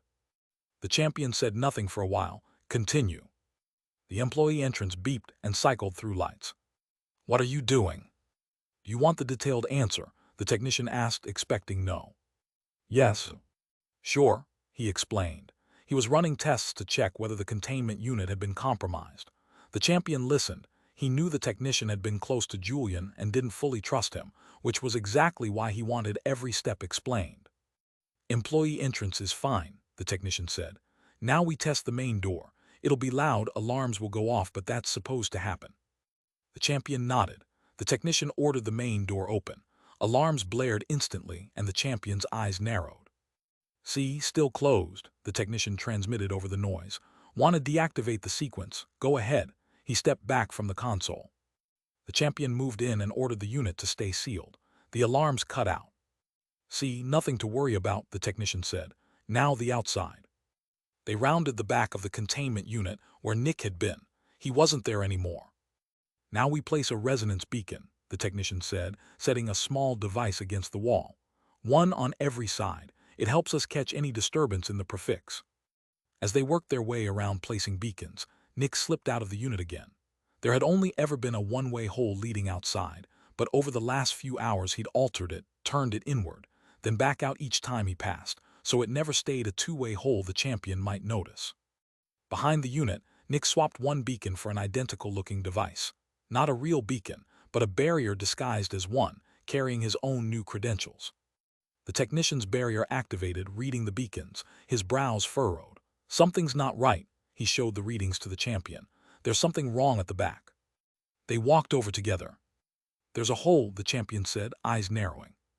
"What? Where?" A spot at the back glowed, and when the technician saw it, he took a deep breath. "This is so small, I would have needed the integration module to find that." "Did you place it there?" "What? No. How would I even do that without being noticed?" "You were close with Julian Winter. Maybe you made it back then." The technician looked genuinely insulted. "With all due respect, how? I built this thing a century ago. Tens of protectors have used it since. Someone would have noticed. And that hole would let prefix leak straight through. The isolation wouldn't even work. This has to be new." The champion glared, but sensed no falsehood. "So what do you want to do now?" the technician asked. "It's your job to investigate the containment unit. But you don't trust me, so you decide." The champion said nothing for a while, quietly contacting the politician for advice. "I will enter and bathe everything in light," he finally said. "I want to be sure nothing's left." The technician stepped aside. The champion opened the employee entrance, and his light washed through the interior, annihilating every last trace of Zephyx. The politician had warned that Julian might have escaped the containment unit, but he couldn't have escaped the facility under the champion's light. That left only two possibilities. Julian was still inside the unit, or somewhere around it. Chapter 853. After scrubbing the interior of any Zephyx, the champion walked back out, then exploded with light without warning, and the technician's barrier flared to hold it back, his Zephyx draining fast. Everything around the containment unit scorched under the glare. "You destroyed my beacons," the technician shouted at the burnt husks. The light retreated. "I had to be sure." The technician groaned. "Fine, this is Julian Winter we're dealing with, I get it." He looked at the wrecked beacons. "Just sucks for me. Anything else you want to do?" The champion furrowed his brows. He didn't like this. Something felt wrong. His instincts insisted Julian was still alive, that he was being played, even though every piece of evidence said otherwise. Even with the hole, how could Julian fit through something less than a millimeter wide? He wasn't a force specter. Unless he was. What if somehow Julian could transform into one? Then he could have slipped in and out of the containment unit at will, but the champion had been inside for less than a second, nowhere near enough time for Julian to escape the whole facility, and he'd felt no strange movement anywhere in it. He inspected everyone currently in the building. He recognized them all. His barrier activated once more, checking every credential, not whether they were real, but whether each person belonged there. After several seconds, his barrier deactivated, and he just stared ahead, brows furrowed. Something didn't feel right. He looked at the technician, who raised a brow. Bang! The champion charged and hit him with everything he had. Boom! The technician's barrier flared as he was thrown against the wall, eyes wide with shock. Sorry, the champion said. I had to be sure you're not Julian Winter. What the fuck? The technician's rage flared. I can deal with your constant accusations, but you've attacked me twice in a couple of minutes. What is your problem? I'm one of your shields. I've been a shield longer than you've been alive. I've dedicated my fucking life to Aegis, and this is how you thank me. Julian is only a mid-fallen, the champion answered, just as annoyed. If you were him, you'd have died under that attack. You didn't, so you're not. The technician snorted and looked away. Fucking warn me next time. The champion kept watching him with suspicion. You were quite nervous just now. Are you serious right now? You punched me. Of course I was nervous. A bit too nervous, the champion said. You didn't act like someone just afraid for his life, more like someone afraid of losing something he holds even dearer. The technician stepped back. Are you even listening to yourself? You saw the containment unit, nothing there. You cleaned it, problem solved. You destroyed my beacons, problem solved. You attacked me twice, problem solved. Julian is fucking dead. All the evidence points to it. The champion stepped closer. Not all the evidence. You and Julian have been close. You. What is your problem? The technician interrupted. You're unstable. You're chasing his shadow, hurting innocent people over it, seeing his face everywhere, and in your blind paranoia, you're wrecking the very things you're trying to protect. You have problems. The champion stopped advancing. Maybe you're right. Maybe I'm overreacting chasing a shadow, but I am Aegis. I need absolute certainty. Without it, I might make mistakes we can't afford. So even if this is baseless paranoia, I have to entertain it. Only once it's been disproven will I get my head back. So what? The technician shouted. Are you going to kill me? No, I know you're not Julian, but I can't be certain of your loyalty. The technician took a slow, furious breath and said nothing. Then another. All right, he said. What do you want me to do? The champion pointed at the technician's space bag. Give that to me. Why? The technician asked, brows furrowed. I am going to destroy it. His eyes went wide. No way. Do you have any idea how much is in there? That's decades of my work. I will destroy it no matter what you say. The technician's body shook. He closed his eyes, took another breath, and several seconds of silence passed. Inside the space bag, tucked into one of the beacons, Nick narrowed his eyes. When the champion had entered the containment unit, the technician had swapped the real beacon behind it for another, the one Nick had been hiding in all along. Specters couldn't normally be carried in space bags.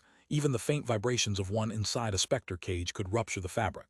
Nick had compressed his mist form as tightly as he could, careful not to damage it. If the champion destroyed the bag, Nick died with it.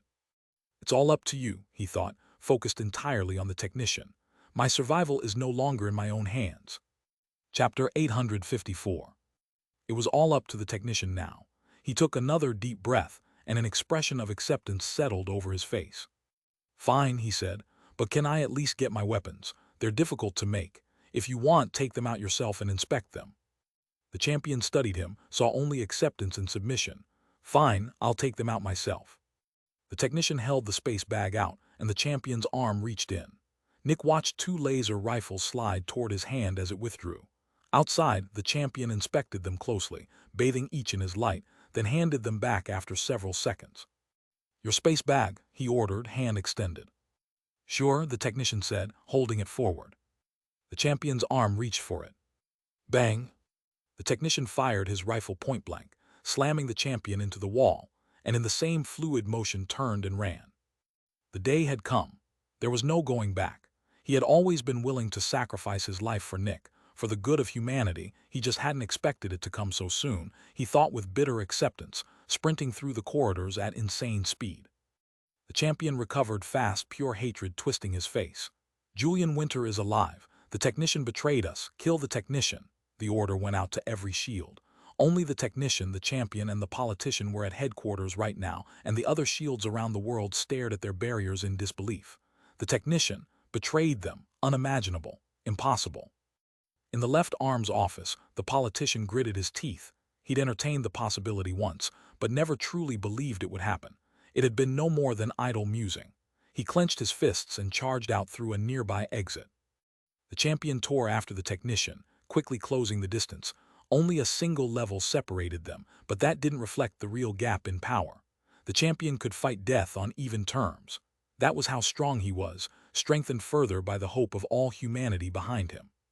The technician tinkered with his barrier as he ran. Bang!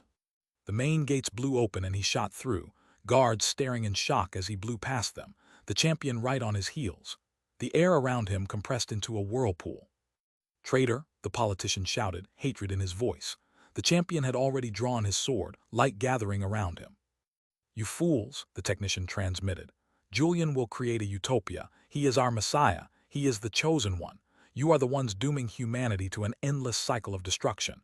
Julian will save all of us. He said it deliberately, to make it look like Nick had taken control of his mind. If they believed he was acting of his own free will, they might dig deeper and endanger the true resistance. Better they think Julian was still just a Specter, not a former human pulling strings.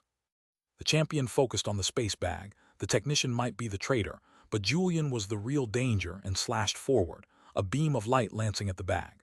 The technician spun and took the hit with his own back instead. Bang! His barrier shattered, the lower half of his body destroyed. Still alive, the force of the blow threw him clear of the whirlpool, hurtling toward the ocean, and with the last of his strength, he drove himself into it. The champion and politician watched in horror. No, they couldn't follow him in. Death, the champion transmitted, desperate. Julian is in that space bag. You must kill him. He is far too dangerous for either of us. Please, please kill him. Death studied the technician's body, uncertain. Was this another of Julian's tricks, a lure to kill it? But the desperation in the champion's voice felt genuine, and the champion had never once contacted it except about the sun. Just revealing that he could talk to Death at all was dangerous enough to lend the plea weight.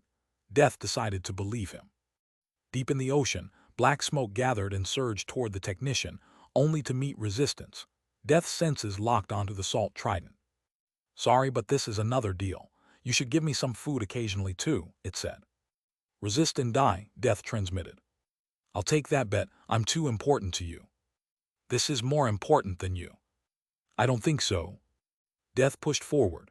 The salt trident was strong, but the best it could do was stall for a moment, and in that moment, Nick shot out of the space bag, wearing the shape of one of the shark mother's sharks.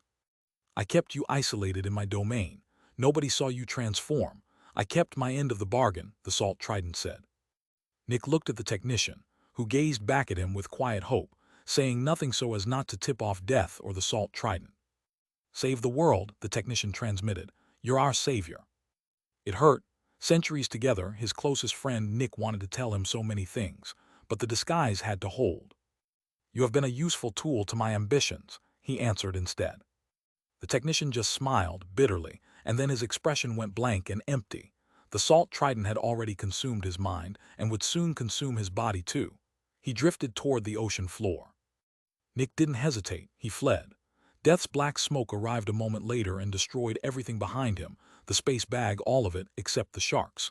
Even now, Death had no idea Nick could disguise himself. It was over. Nick had escaped. His best friend had paid for it with his life. I'll never forget you, friend, he thought. I will save humanity, no matter what happens. Chapter 855. It was done. The day had come and gone. Nick had known, ever since becoming a Specter, that this day would arrive. Aegis would never truly trust one, and he was fine with that. In their place, he'd have done the same. It was just sad that the technician had to die for him to get away. I will not disappoint you, he thought, swimming deeper into the ocean. I will free humanity whatever it takes. If necessary, I'll sacrifice my life just like you sacrificed yours. He ran through everyone who'd helped him along the way. Winter dead, Julian dead, Simon Francium dead, the old champion of light dead, Arya alive, Ghosty alive, the technician dead, the knife dead, the left arm dead. Only Arya and Ghosty were left, the only two people alive who could still call him a friend. And even that wouldn't last. Ghosty was already old. Heroes lived only about 500 years, and he'd been old even when Nick was born. Becoming a hero had bought him roughly 200 extra years, but Nick himself was already about 245. Ghosty would never become a protector. In 50 years or so, he too would die. Arya had 500 to 600 years left, but that would pass eventually too. She had the potential to become a shield, but the Maw made that impossible. Becoming one would mean facing every other shield the Maw had ever claimed, a fight she couldn't win against the champion, let alone all of them, and one that would devastate humanity in the process. Her lifespan had a ceiling. In time, she would leave him too. But they all chased the same goal, humanity's freedom. And when they left this world, everything they'd built and achieved would pass to Nick, so he could see that dream through. Eventually, he returned to the underground city and told Arya and Samar what had happened. It was over. They'd have to survive without Aegis. Help from now on. Aegis will still help us, Nick said. They just won't know they're doing it. Arya sighed. What now? I'll keep transcribing the engineering knowledge. Ask me for anything you need in the meantime. How will you advance? That won't be a problem. He went back to transcribing. Over the following decades, he gathered resources for the underground city as its people advanced rapidly. It took 25 more years to finish the transcription. By then, Nick was about 270, and the city had existed for several decades. The children he'd seen years before were adults now, most of them already veterans, a few even experts, an almost unheard-of ratio anywhere else. This one city held several thousand veterans, more than the surface's best city could claim in the low hundreds. Advances in biology played some part, but the real reason was Nick himself, an endless supply of Specters. The city now held over 2,000 adults, every one of them paired with a Specter, and since it paid no tribute to Aegis, its Zephyx production ran unreasonably high. Though Arya had only ever asked him for Specters, never Zephyx over the years. Decades of engineering work had paid off too. Researchers could now fit star energy generators onto a wrist with 10 times the old output, and the pure energy generators had advanced just as far. Neither star energy nor Zephyx was scarce anymore. They could experiment freely. Only pure energy remained limited, though that too would grow with time. A few of the first researchers had even become protectors. In raw power, this city now eclipsed every other, though it was still nothing next to Aegis, which had nearly 100 protectors to the city's 5. But that didn't matter. Aegis wasn't the enemy. It was their secret ally. Time to visit the next knowledge repository, Nick thought. I wanted to finish transcribing this one first, so the researchers have enough to work with, and so I could double-check everything I'd gathered. Now, the biology repository. Humanity needs a way to advance with star and pure energy, and an alternative to the consumption. I can barely keep up with the demand for elders as it is. If we can multiply an expert Zephyx generation without sacrificing them, we remove the bottleneck on powerful extractors entirely. Becoming a specialist stops being hard, and a hero just takes study. The real hurdle becomes the protector level, but with tens of thousands of heroes, minds fast enough that normal people can't even grasp their speed, our pace of advancement would only accelerate. Any hero has the mental capacity to be a top researcher on raw level alone. Sure, there are better ones still, but 10,000 casual researchers will outdiscover a team of 10 elites. With the plan set, Nick left the underground city. To make it work, he needed intricate knowledge of biology. Chapter 856. Nick took the guise of one of the shark mother's sharks and swam deep into the ocean. There were 4 primary knowledge repositories and several dozen secondary ones. The primary repositories hidden deep, the secondary ones easier to find. The secondary repositories only held the basics of star and pure energy, enough to reactivate a seed, but they also knew the locations of the primary ones. The enlightened ones had designed it that way for security. The primary repositories were too important to risk losing in an era reset. They'd been right to worry. Nearly all the secondary repositories had likely been destroyed by the sun already. Otherwise, Aegis would have found a way to access the seeds much sooner. Nick swam down to the ocean floor and dug in. After about 5 kilometers, he shifted back to human form and reattached his generator contraption. "Welcome back," assistant said, appearing before him. He didn't answer, just kept digging. This repository sat far below. After a while, he was submerged in magma, the heat reaching horrific levels that only a fallen could shrug off.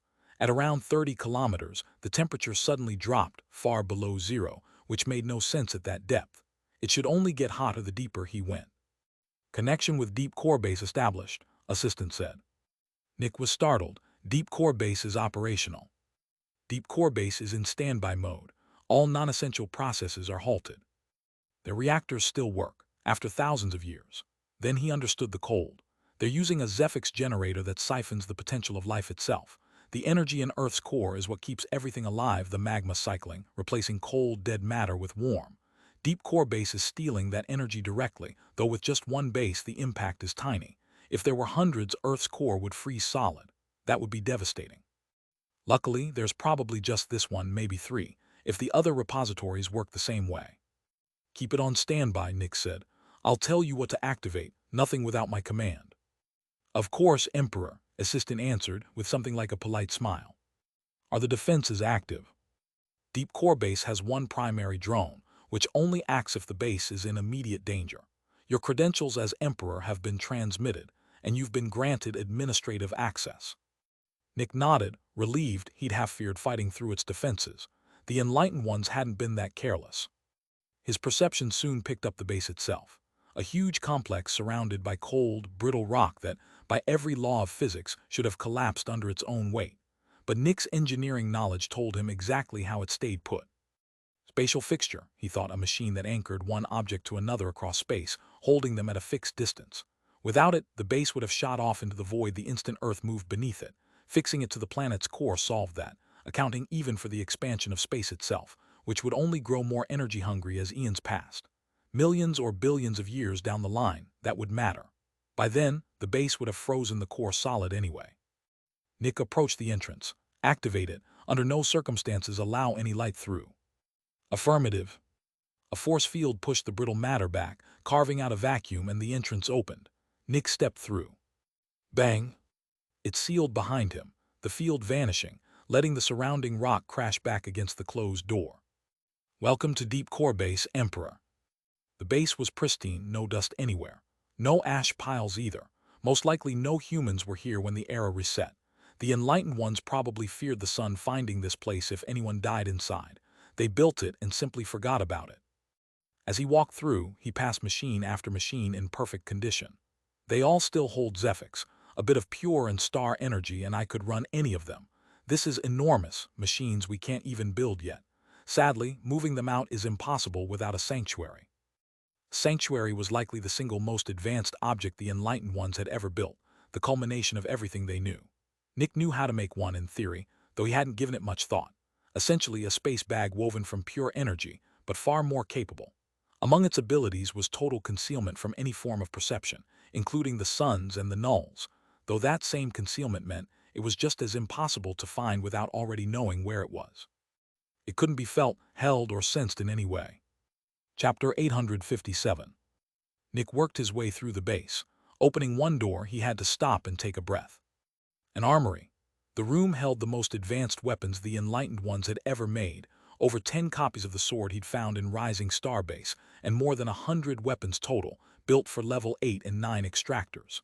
They didn't keep this in Rising Star Base, not secure enough. The suits of armor were just as impressive, so strong he couldn't even scratch them, though heavy enough to slow down even a peak shield. If we ever produce a batch of shields of our own, we won't need to build them gear, there's more than enough right here.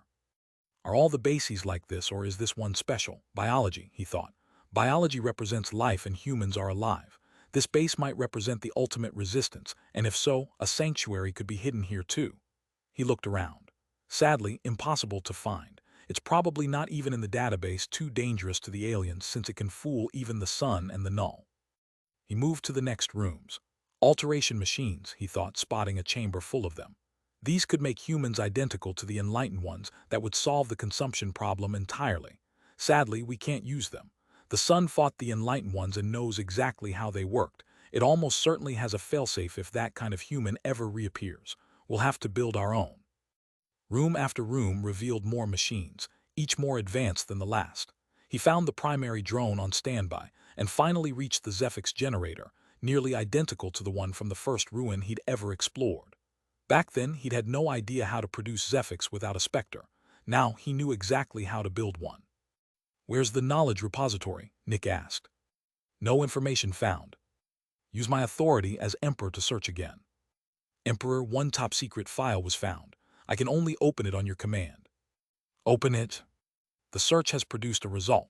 A grid of the base appeared, a new room added to it, completely isolated, with no visible way in.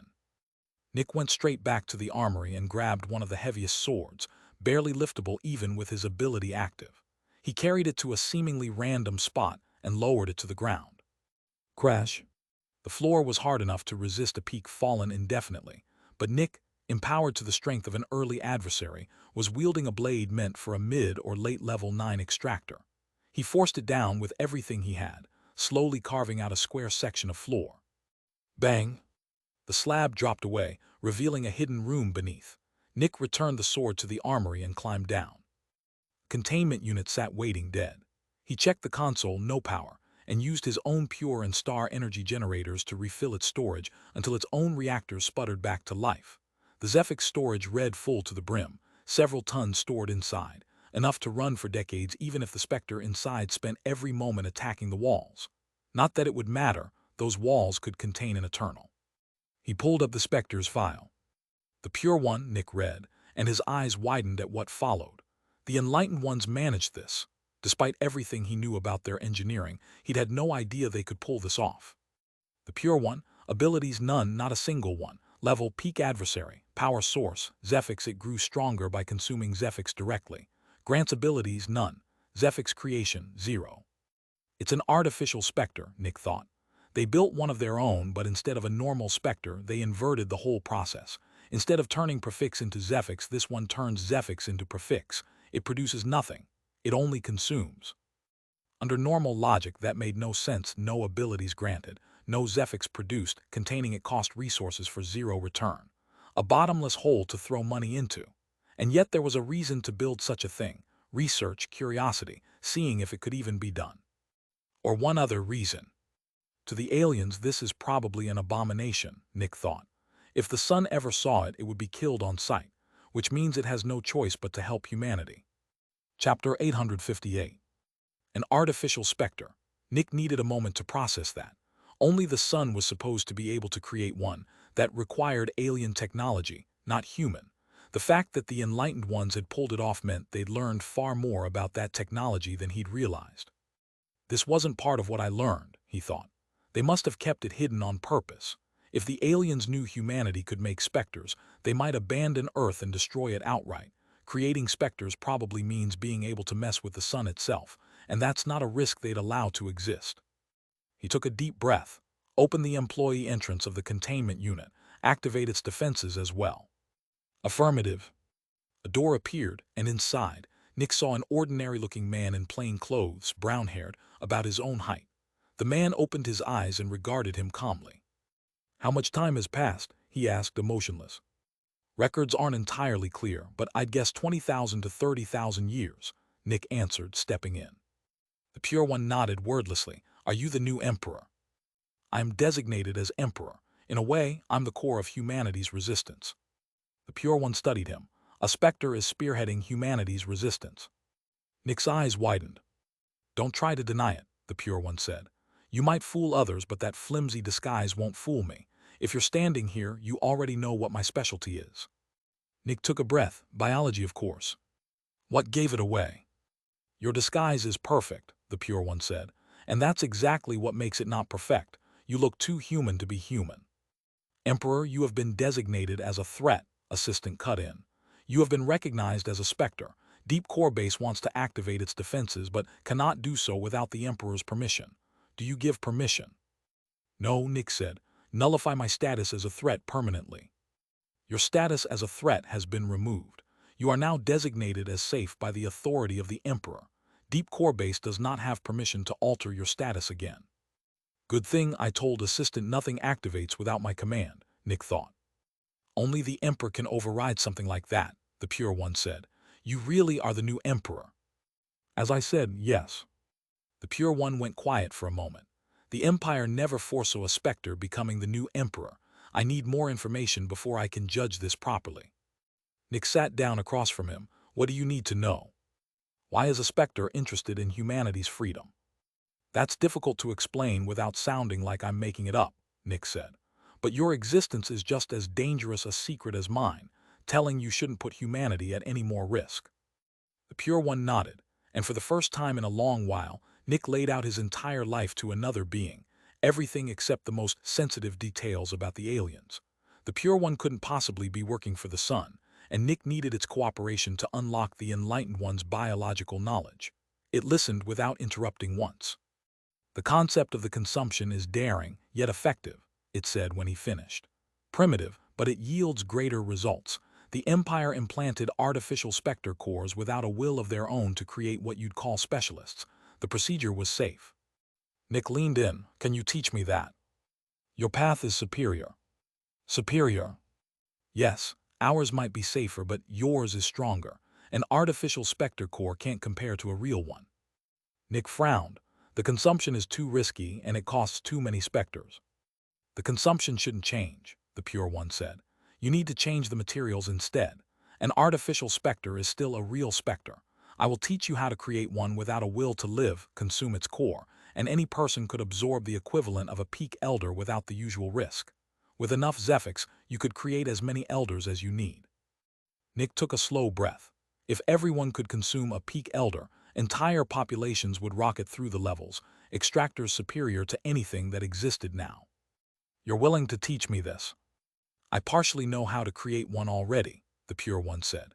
"You'll need the energy knowledge from the other repository before you can actually build one." "No, I meant you're willing to teach me. You trust me."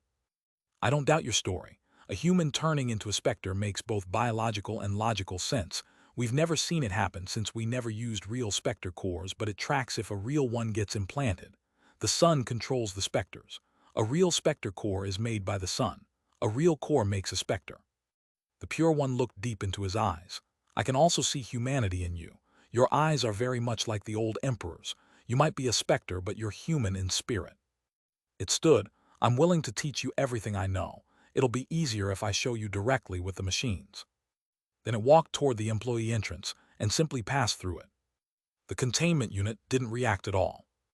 Nick stared in shock. It hadn't reacted, which meant its defenses wouldn't have either. If the Pure One had wanted him dead, he already would be.